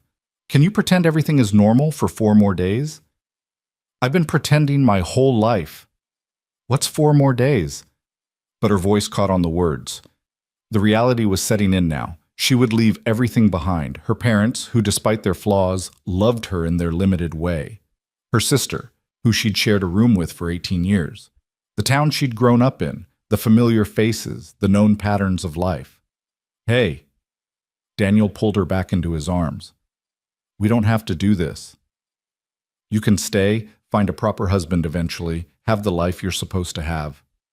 No. Emily's voice was firm. I can't. Not anymore. Not after knowing what else is possible. She looked up at him. But I need to ask you something, and I need you to be completely honest. Anything. Are you asking me to come with you because you truly want me, or because you feel responsible for ruining my reputation? Daniel was quiet for a long moment, and Emily's heart sank. Then he spoke, his voice rough with emotion. The first time I saw you at that wedding, holding those wildflowers while everyone else had roses, I thought you were the most real thing I'd ever seen. When we danced, when you told me about your books and your dreams, I knew I was in trouble. And every moment since has just confirmed what I knew that first night. You're extraordinary, Emily. Not because you're rebelling against your life here, but because of who you are at your core. Your intelligence, your courage, your refusal to accept less than you deserve even when the whole world is telling you to be grateful for scraps. He paused, his hands moving to grip her shoulders. I'm not asking you to come with me out of obligation. I'm asking because the thought of leaving you behind, of never seeing you again, of you marrying some fool who doesn't appreciate what he has, it makes me want to burn this whole town down. I'm asking because I'm selfish, and I want you with me, beside me, for as long as you'll have me. Emily reached up and kissed him, pouring all her answer into the touch. When they broke apart, she was crying and laughing at the same time. Yes, she said. Yes to all of it. Yes to the danger and uncertainty and impropriety. Yes to you. They stayed there for another hour, planning in whispers. Daniel would send another telegram tomorrow, arranging for a place for them to stay in Cheyenne. Emily would slowly pack her essential belongings, hiding them piece by piece. They would meet again in 2 nights to finalize everything. As Emily crept back through the dark streets toward home, she felt as if she were walking between 2 worlds, the one she'd always known and the one waiting for her. The house was still quiet when she slipped inside, but as she reached the top of the stairs, a voice stopped her. I know where you've been. Emily turned to find her mother standing in her bedroom doorway, a candle in her hand casting shadows across her face. Mother, Don't lie to me, Emily. I followed you. I saw you with him. Emily's heart stopped. This was it, the end of everything before it could begin. Her mother would wake her father. They'd lock her in her room, send word to Judge Walker. But her mother just stood there, looking older and more tired than Emily had ever seen her. "Do you love him?" she asked quietly. The question was so unexpected that Emily couldn't immediately answer. Her mother moved closer, setting the candle on the hall table. "I asked if you love him." I think so, yes." Her mother was quiet for a long moment. Then she said, "I was in love once. Before your father." Emily's world tilted. "What?" "His name was William. He was a surveyor, like your Mr. Barrett. Came through town when I was 19, stayed for 6 weeks mapping the territory. He asked me to go with him to California." Her mother's voice was distant, lost in memory. "I said no. My parents would have been devastated. Society would have shunned me. So I stayed, and I married your father because he was suitable and stable and safe." "Mother, I'm not telling you this to give you permission. I'm telling you because you should know what both choices cost." Her mother moved past Emily toward her own room. "William wrote to me once, 5 years later. He'd struck gold in California, built a fortune. He married a woman who'd traveled there alone, a scandalous woman who'd left her family behind for adventure. They seemed happy." She paused at her doorway. "I've been a good wife to your father. I've raised 2 daughters, maintained a respectable home. I've done everything I was supposed to do. But sometimes, late at night, I wonder who I would have been if I'd been brave enough to say yes. Why are you telling me this now?" Her mother turned, and in the candlelight, Emily could see tears on her cheeks. "Because you're braver than I was. And because if you're going to go, you should go knowing that someone understands why." "You won't stop me." "Could I?" "You're not me, Emily. You've always been different, stronger maybe, or maybe just more foolish. But you're my daughter, and I want you to be happy, even if that happiness takes you away from me." Emily crossed the hall and embraced her mother, both of them crying now. They stood there in the dark hallway, holding each other in a way they hadn't since Emily was small. "Your father can't know," her mother finally whispered. "He wouldn't understand. He'd try to stop you, and it would destroy him when he failed. How will you explain? I'll think of something. You wouldn't be the first daughter to disappear in shame after a scandal. People will believe what they want to believe." Her mother pulled back, studying Emily's face. "When?" "Soon. Less than a week." Her mother nodded slowly. "Then we don't have much time." She moved into her room and returned with a small cloth bag. "This was my mother's. She gave it to me when I married, said it was for emergencies." Emily opened the bag and gasped. Inside were several gold coins and a pair of pearl earrings she'd never seen before. "Mother, I can't." "You can, and you will. It's not much, but it might make the difference between comfort and desperation." Her mother pressed the bag into Emily's hands. "Promise me you'll write when you're settled. Not here, that would cause too much trouble. But maybe to your Aunt Catherine in Boston. She'll forward letters without asking questions. I promise." "And Emily," her mother's voice was firm now, more like her usual self, "don't waste this. Don't throw away your whole life for a man who doesn't deserve you. But if he does deserve you, if he truly sees you and values you and loves you, then fight for that love with everything you have." Emily nodded, unable to speak past the lump in her throat. Her mother touched her cheek gently, then retreated to her room, closing the door with quiet finality. The next 3 days passed in a strange, dreamlike state. Emily went through the motions of normal life, helping with household chores, attending a ladies' auxiliary meeting, enduring a visit from Mrs. Thornton where she pretended to be properly chastened. All the while, she was secretly preparing for her departure. She packed slowly, carefully, choosing only essentials. A few dresses, her sturdiest boots, her warmest cloak, her beloved copy of Jane Eyre, and 2 other books she couldn't bear to leave, her writing supplies, the money from her mother, and her own meager savings sewn into the lining of her corset. She wrote letters she would never send, saying goodbye to places and people. She walked through town one last time, memorizing the church steeple, the school where she'd learned to read, the creek where Daniel had first really seen her. On Thursday afternoon, she encountered Judge Walker outside the bank. He stopped her with a cold smile. "Miss Carter, I trust you're behaving yourself these days." "Of course, Judge Walker. I've been quite confined to home, actually." "Good. Good." He leaned closer, and Emily could smell tobacco on his breath. "Your Mr. Barrett will be finishing his work soon, moving on to other territories, other adventures. I'm sure you'll be relieved to have this unpleasantness behind you." "I'm sure everyone will be relieved," Emily agreed calmly. The judge studied her for a moment, clearly suspicious of her easy acquiescence. "You're a smart girl, Emily. Too smart to throw your life away on a fantasy. Remember that." That night, Emily met Daniel again at the oak tree. He was tense, agitated in a way she hadn't seen before. "What's wrong?" "Judge Walker. He's been asking questions, following me. I think he knows something's planned." Daniel paced beneath the tree. "We might need to leave sooner. Tomorrow night, after your sister's return." "Tomorrow?" Emily's heart raced. "But we're not ready." "We're as ready as we'll ever be. I've arranged everything in Cheyenne. There's a boarding house that will take us, no questions asked. The newspaper editor is expecting you. There's even a teaching position available if the writing doesn't work out immediately." Emily took a deep breath, forcing herself to be calm. "All right. Tomorrow night. Where do we meet?" "The old barn on the Henderson property, the abandoned one past the cemetery. Midnight. Can you get there?" "Yes." She moved into his arms, needing his strength. "Are you sure about this?" "About me?"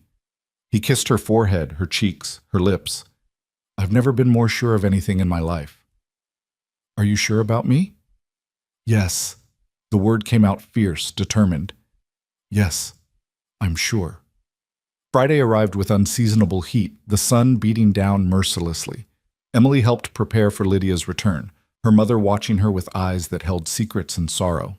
Her father, oblivious to the undercurrents, talked about business, about the bank, about everything except what really mattered.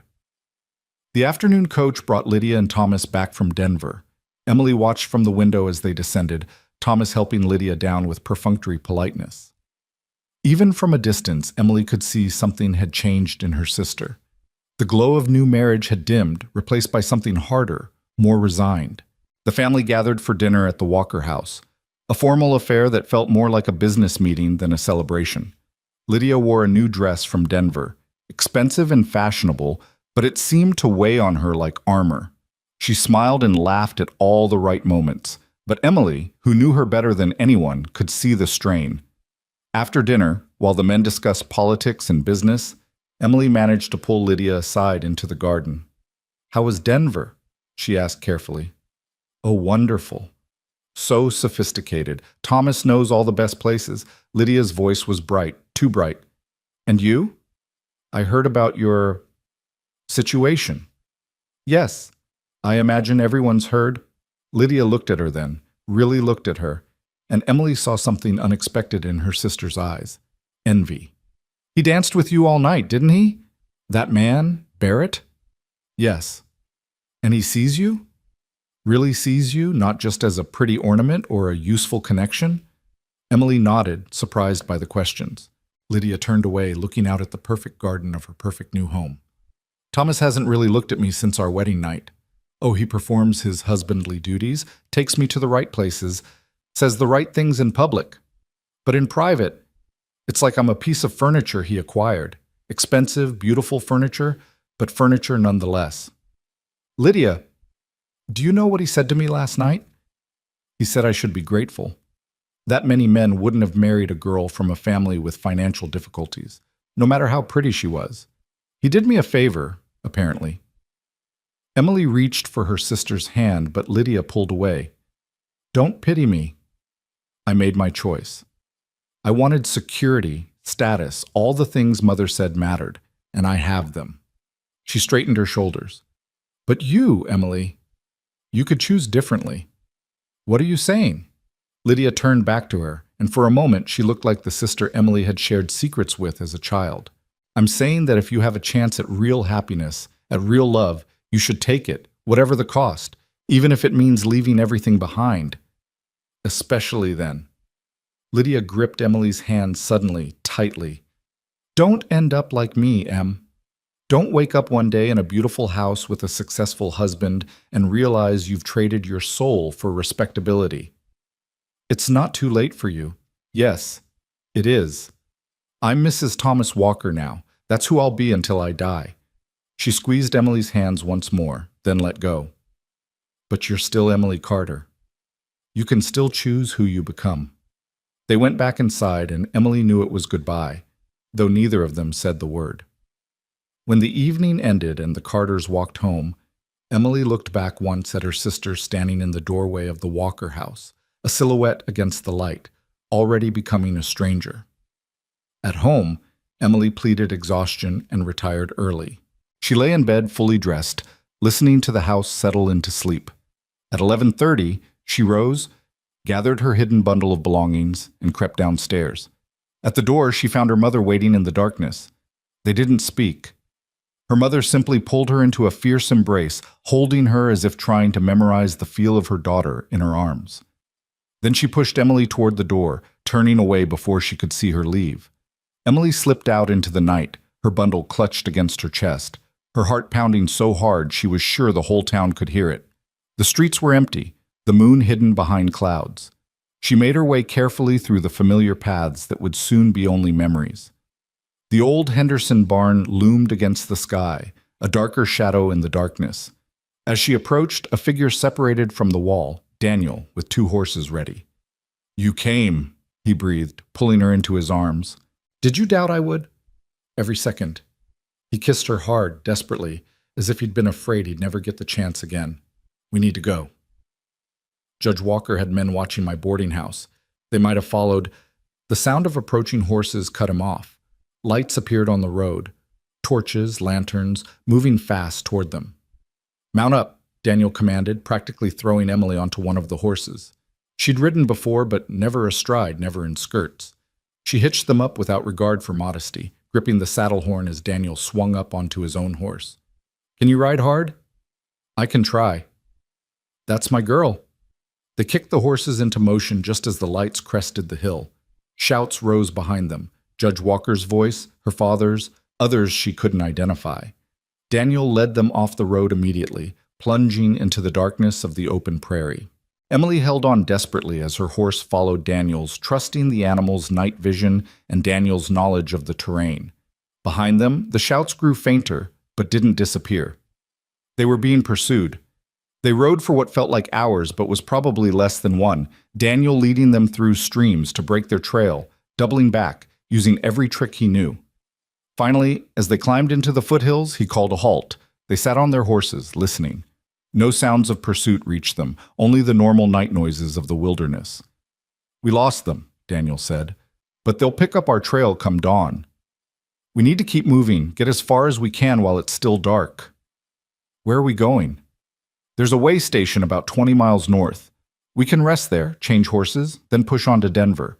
From there, we take the train to Cheyenne." Emily nodded, though he probably couldn't see her in the darkness. "Daniel." "Yeah." "I'm terrified."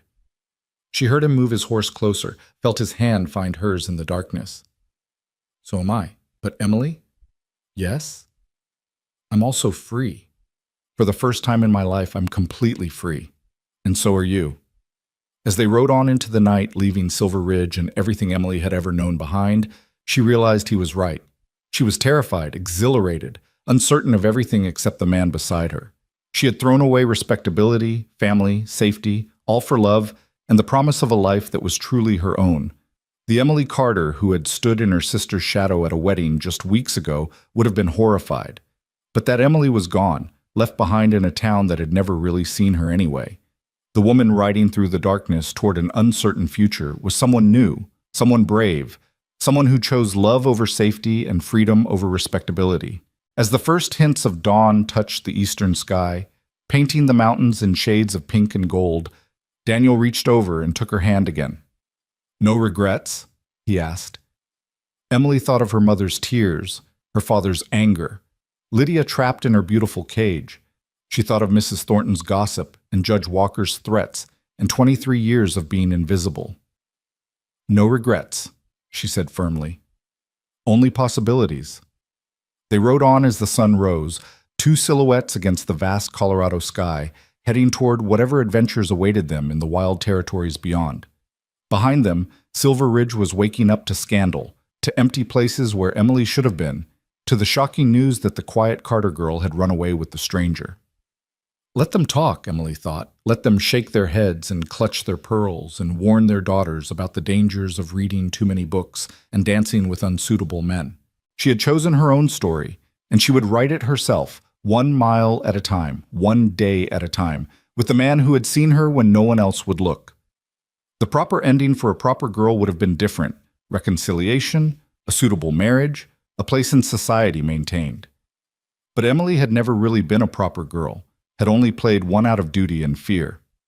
Now riding toward the unknown with dawn breaking around them and Daniel's hand warm in hers, she was exactly who she was meant to be: wild, free, chosen, and choosing in return every moment, every mile, every breath. This was her story now, and she could hardly wait to see how it would unfold. The way station appeared just as Daniel had promised, a rough wooden structure huddled against a rocky outcrop like it was trying to hide from the endless sky. Emily's legs nearly buckled when Daniel helped her dismount, her body screaming from hours of hard riding. She'd never been this far from home, never seen horizons that stretched so wide without a single familiar landmark. "You did well," Daniel said softly, steadying her with his hands on her waist. "Better than most men would have on their first real ride." The station keeper, a grizzled man with suspicious eyes, took their horses without questions after Daniel passed him what seemed like more money than necessary. Inside, the station was dim and sparse, a few rough tables, a fireplace, beds that were little more than planks with thin mattresses. But it was shelter, and Emily sank onto a bench with relief. "We have maybe 2 hours before we need to move again," Daniel said, bringing her water and some hard biscuit. "Can you manage?" Emily nodded, though every muscle in her body protested. "They'll keep following, won't they? Judge Walker will send men to Denver, try to intercept us there. But I know people have favors to call in. We'll take a different route, avoid the main roads." He sat beside her, his presence solid and reassuring. "Your father, will he come after us himself?" "I don't know. He was there, I heard his voice, but—" Emily closed her eyes, seeing again her mother's face in the darkness, the strange gift of understanding she'd given. "He'll be devastated. Not just by my leaving, but by the public shame of it. His position at the bank, what little standing we had left. It's all gone now." "Do you regret—" "No." Emily opened her eyes, meeting his gaze firmly. "I meant what I said. No regrets. But that doesn't mean I don't feel the weight of what I've done." Daniel took her hand, his thumb tracing patterns on her palm that sent shivers through her despite her exhaustion. "In Cheyenne, we can build something new. You won't have to carry your family's disappointments anymore." "I'll carry them anyway," Emily said honestly. "They're part of me. But maybe I can carry them differently, as choices I made rather than burdens I bear." The station keeper returned, eyeing them with curiosity. "There's riders coming from the south. About 6 of them, moving fast." Daniel was on his feet immediately. "How far?" "Maybe 3 miles. You folks in some kind of trouble?" "Nothing that concerns you," Daniel said, pressing more coins into the man's hand. "But we'll be needing fresh horses." "You're fastest." The man grinned, revealing missing teeth. "For that price, you can have my best. But miss, you might want to consider changing. That dress of yours stands out like a beacon." Emily looked down at her traveling dress, now torn and muddy, but still obviously the garment of a town lady. The station keeper disappeared into a back room and returned with rough clothes, men's trousers, a shirt, a worn coat. "My boy's from before the fever took him. About your size, I reckon." Emily took the clothes, her hands trembling slightly. To wear men's clothing was another line crossed, another rule broken. But then, she'd already broken so many, what was one more? She changed quickly in the corner while Daniel kept watch. The trousers felt strange, scandalous, but also freeing. She could move properly, could ride without fighting yards of fabric. When she emerged, Daniel's expression was unreadable. You make a convincing boy from a distance, he said. Tuck your hair up under this. He handed her a battered hat. As Emily pinned her hair and pulled on the hat, she caught her reflection in a piece of mirror nailed to the wall. The person looking back was no one she recognized, neither the proper lady of Silver Ridge nor the woman who danced in Daniel's arms. This was someone altogether new, shaped by necessity and flight. They mounted fresh horses just as dust clouds appeared on the southern horizon. The station keeper pointed northwest. There's a canyon that way, about 5 miles. Easy to get lost in if you know the paths. Easy to get trapped if you don't. I know it, Daniel said. Thank you. Don't thank me. I never saw you. They rode hard again, Emily finding it easier in the trousers, her body adapting to the rhythm. Behind them, she could hear shouts echoing across the plains. Their pursuers had reached the station.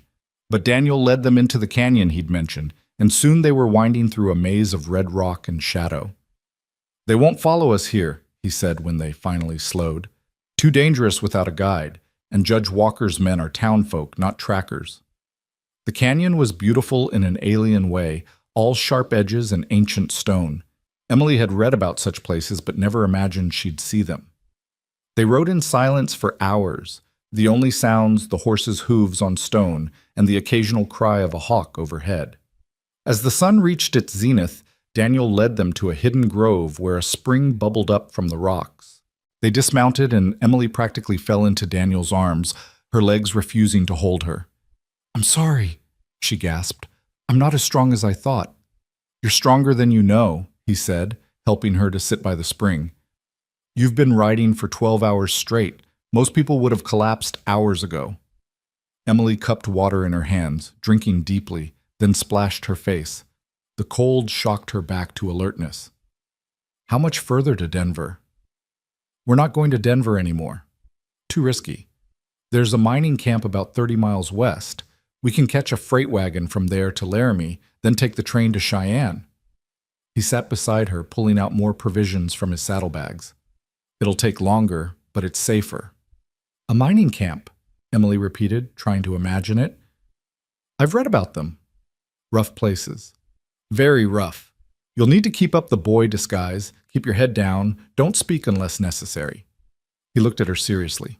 Emily, the men there, they haven't seen a woman in months, some of them, if they realize what you are. I understand. She pulled the hat lower.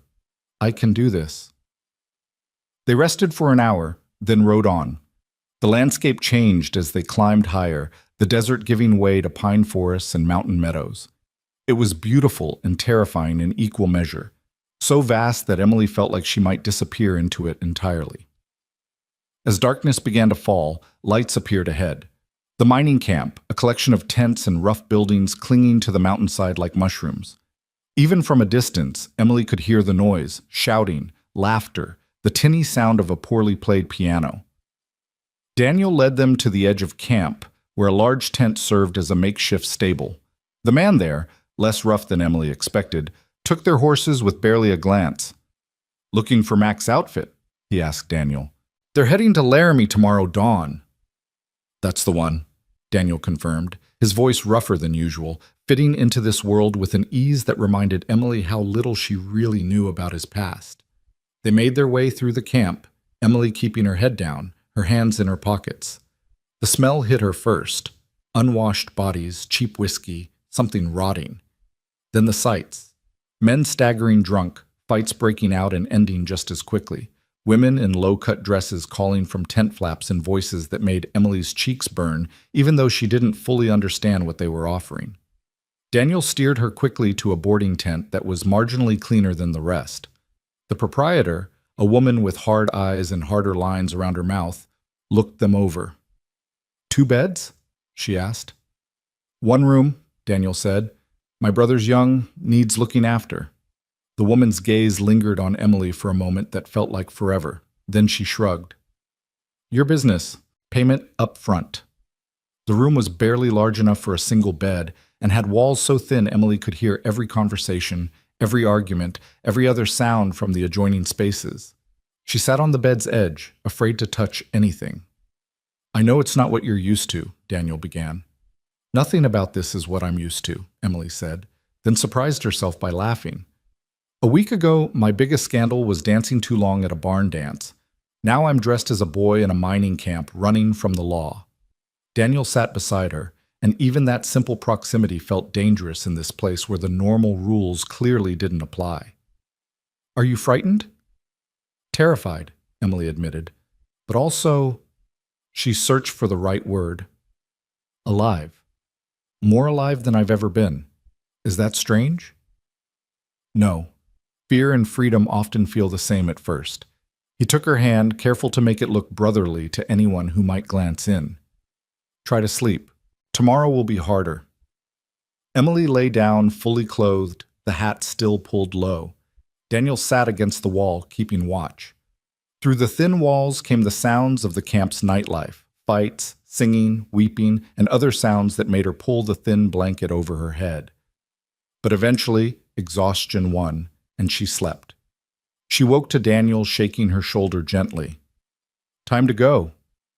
It was still dark, but the camp was stirring. They made their way to where Mac's freight wagons were loading. Mac himself was a giant of a man with a beard that reached his chest and eyes that missed nothing.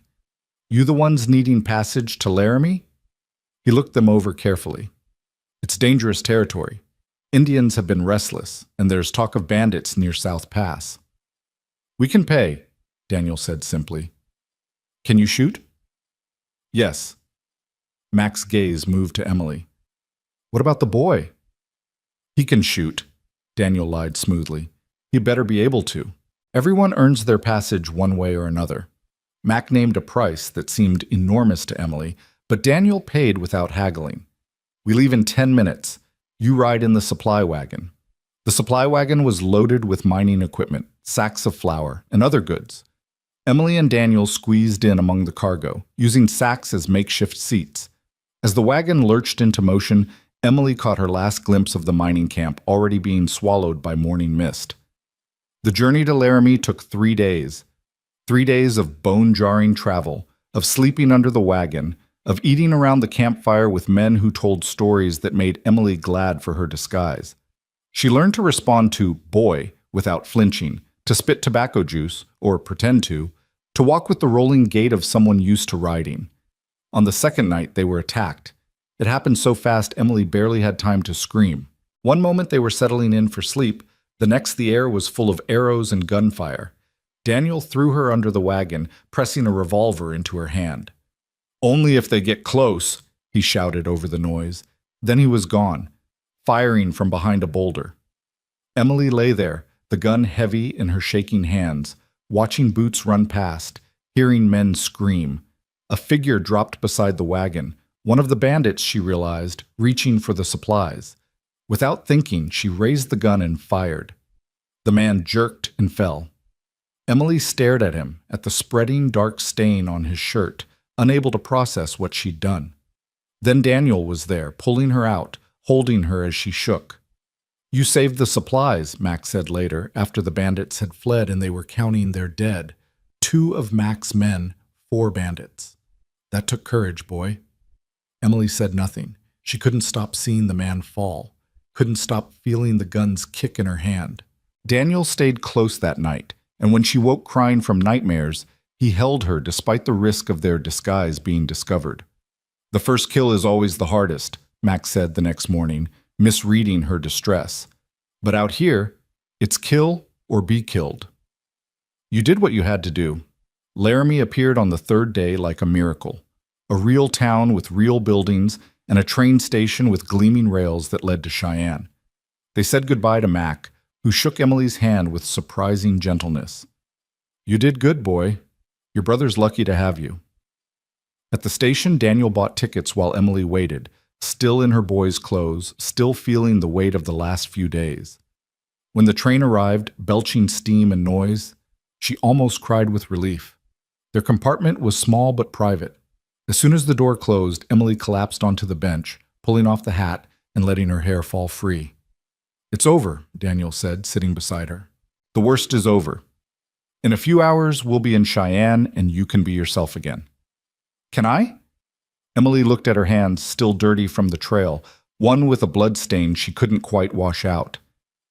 I don't know who that is anymore. The girl from Silver Ridge is gone. The boy from the mining camp was a lie. Who am I now? Daniel took her face in his hands, forcing her to meet his eyes. You're Emily Carter, the bravest woman I've ever known. You're a survivor, a fighter, a woman who chose her own path despite everything. He kissed her forehead gently. And you're mine, if you'll still have me after all this. Yours, Emily repeated, tasting the word. In Silver Ridge, belonging to someone had meant being owned, controlled. But this felt different. And you're mine? Completely. She kissed him then, pouring all her fear and hope and transformation into it. When they pulled apart, the train was moving, carrying them away from everything they'd escaped and toward everything they might become. Tell me about Cheyenne again, she said, curling against his side. It's rough, he said honestly. Not as bad as the mining camp, but still rough. The buildings are new, some still being built. The streets are mud when it rains, dust when it doesn't. There are more saloons than churches, more brothels than schools. But there's opportunity there, Emily. Room to be whoever you want to be. And the newspaper? The Cheyenne Tribune. The editor, Nathan Hayes, is expecting you. Well, he's expecting E.A. Carter. He doesn't know you're a woman yet. Emily laughed, surprising herself. Another disguise? Only if necessary. Nathan's progressive, might not care as long as you can write. The landscape outside the window was changing, the mountains giving way to vast plains. Emily watched it pass, this new world she was entering. Somewhere behind them, Silver Ridge was dealing with the scandal of her disappearance. Her father was probably drowning his shame in whiskey. Lydia was playing the perfect wife while dying inside. Her mother was probably the only one who understood. I need to write to my mother, Emily said suddenly. Not now, but someday. When it's safe. Of course. And Daniel? We need to marry, soon. Not for respectability, but for us. To make this real, official, ours. He squeezed her hand. As soon as we're settled. I promise. The train whistle sounded long and lonely across the plains. Emily closed her eyes, feeling the rhythm of the rails, the steady movement toward their new life. She thought about the woman who'd stood at her sister's wedding holding wildflowers, invisible and resigned to her fate. That woman would be horrified by what Emily had become. A woman in trousers who'd shot a man, who'd ridden through the night with outlaws on her trail, who'd chosen love and freedom over everything safe and known. But that woman had also been slowly dying inside, suffocating under the weight of others' expectations. This new Emily, forged in flight and fear and fierce determination, was fully alive. Scarred, perhaps. Changed, certainly, but alive in a way she'd never imagined possible. Look, Daniel said, pointing out the window. There it is. Cheyenne rose from the plains like something out of a dream, or a nightmare, depending on perspective. Even from a distance, Emily could see it was everything Daniel had described. Raw, new, chaotic, full of possibility and danger in equal measure. Are you ready? Daniel asked. Emily thought about the question seriously. Was she ready for whatever came next? Ready to build a life in this wild place? Ready to write under a false name or fight for the right to use her real one? Ready to be Daniel's wife in a town where being a wife might mean something entirely different than it had in Silver Ridge? I'm ready, she said, and meant it. The train began to slow, and Emily quickly pinned her hair back up, though she kept the women's clothes on now. She was done hiding, done pretending to be less than she was. Whatever Cheyenne threw at her, she would face it as herself, changed, hardened perhaps, but undeniably Emily Carter. As they gathered their few belongings, Daniel paused. Emily, I need to tell you something. I haven't been entirely honest about my past. Her heart stopped. What do you mean? My name is Daniel Barrett, that's true, and I am a surveyor and guide. But before that, he took a deep breath. I was married. She died 5 years ago in childbirth along with the baby. I came west to escape those memories. Emily absorbed this, another piece of the puzzle that was Daniel clicking into place. Is that why you understood? About being trapped by expectations? Partly. Sarah was a good woman, but our marriage was arranged by our families. We were fond of each other, but it wasn't what we have. When she died, I felt guilty for being relieved that I was free. I swore I'd never marry again unless it was for love, real love, the kind that makes you crazy enough to throw everything away. And now? Now I've found it. He cupped her face in his hands. I should have told you sooner. We all have pasts, Emily interrupted. What matters is our future. The train stopped with a final shriek of brakes. Through the window, Emily could see the platform crowded with people. Cowboys, businessmen, women both respectable and not, children running wild, everyone in motion, everyone heading somewhere. Daniel opened the compartment door and offered her his hand. Ready to start that future? Emily took his hand, feeling its familiar warmth and strength. Together they stepped off the train and into the chaos of Cheyenne. The noise hit her first, shouting, hammering, horses, music from multiple saloons all clashing together. Then the smells, wood smoke, manure, fresh lumber, bread baking, whiskey. It was overwhelming and exhilarating. Mr. Barrett! They turned to see a young man approaching, neat despite the dust that seemed to coat everything here. I'm James from the Tribune. Mr. Hayes sent me to meet you. This is E.A. Carter, Daniel said carefully. James's eyes widened slightly as he took in Emily's appearance, clearly female despite the rough clothes, but he recovered quickly. Mr. Hayes is eager to meet you, Miss Carter. Miss Carter is fine, Emily said firmly, and I'm eager to meet him. As they followed James through the streets of Cheyenne, dodging horses and wagons and the occasional fistfight, Emily felt something she hadn't expected, not fear or regret or even uncertainty, but a wild joy. This place was nothing like Silver Ridge with its rigid rules and suffocating propriety. This was a town being born, rough and raw and real. Here, she could be anything, anyone. Here, she could write her own story from the very beginning. Daniel squeezed her hand as they walked, and she squeezed back. They'd made it this far against all odds. Whatever came next, they'd face it together. The Tribune office was a modest building squeezed between a saloon and a general store. Nathan Hayes, the editor, was younger than Emily had expected, with intelligent eyes behind wire-rimmed spectacles. He looked her over with frank assessment. So you're E.A. Carter. Daniel's telegram was quite enthusiastic about your writing abilities. I hope to live up to his recommendation, Mr. Hayes. Can you write about more than ladies' charity events and church socials? Mr. Hayes, I just spent 3 days in a freight wagon fighting off bandits.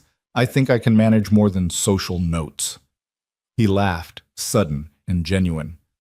I think you'll do just fine, Miss Carter. When can you start? Tomorrow, if you'll have me. Tomorrow it is. The pay isn't much. It's enough, Emily said. It was her money, earned by her work. That alone made it worth more than anything she'd had in Silver Ridge. As they left the Tribune office, Daniel pointed down the street. The boarding house is that way. It's not fancy, but it's clean and the landlady is discreet. And then? Then we start building our life. He stopped walking, turning to face her fully. Emily, I know this isn't what you imagined when you dreamed of marriage and family. No, she agreed. It's better. It's real. Standing there in the muddy street of Cheyenne, with the sun setting behind the mountains and the whole frontier spreading out before them, Emily felt the last chains of her old life fall away. She was no longer the overlooked sister, the dutiful daughter, the girl who read about adventures but never had them. She was Emily Carter, frontier writer, soon-to-be wife of a man who'd crossed a wilderness to claim her, survivor of flight and fight and transformation. The old Emily would have been terrified. This Emily was ready for whatever came next. As they walked toward their new life, arm in arm despite the stares it drew, Emily thought she heard something on the wind, not the church bells of Silver Ridge calling her back to safety, but something wilder, the sound of possibility, of freedom, of a future written by her own hand. Behind them, the train that had brought them whistled once more and pulled away, carrying with it the last physical connection to their old lives. Emily didn't look back. She was too busy looking forward, into the setting sun, into Daniel's eyes, into tomorrow and all the tomorrows after that. They traveled far from that wedding in Silver Ridge where Daniel had walked past the bride to claim her instead. But in truth, Emily thought, the real journey was just beginning.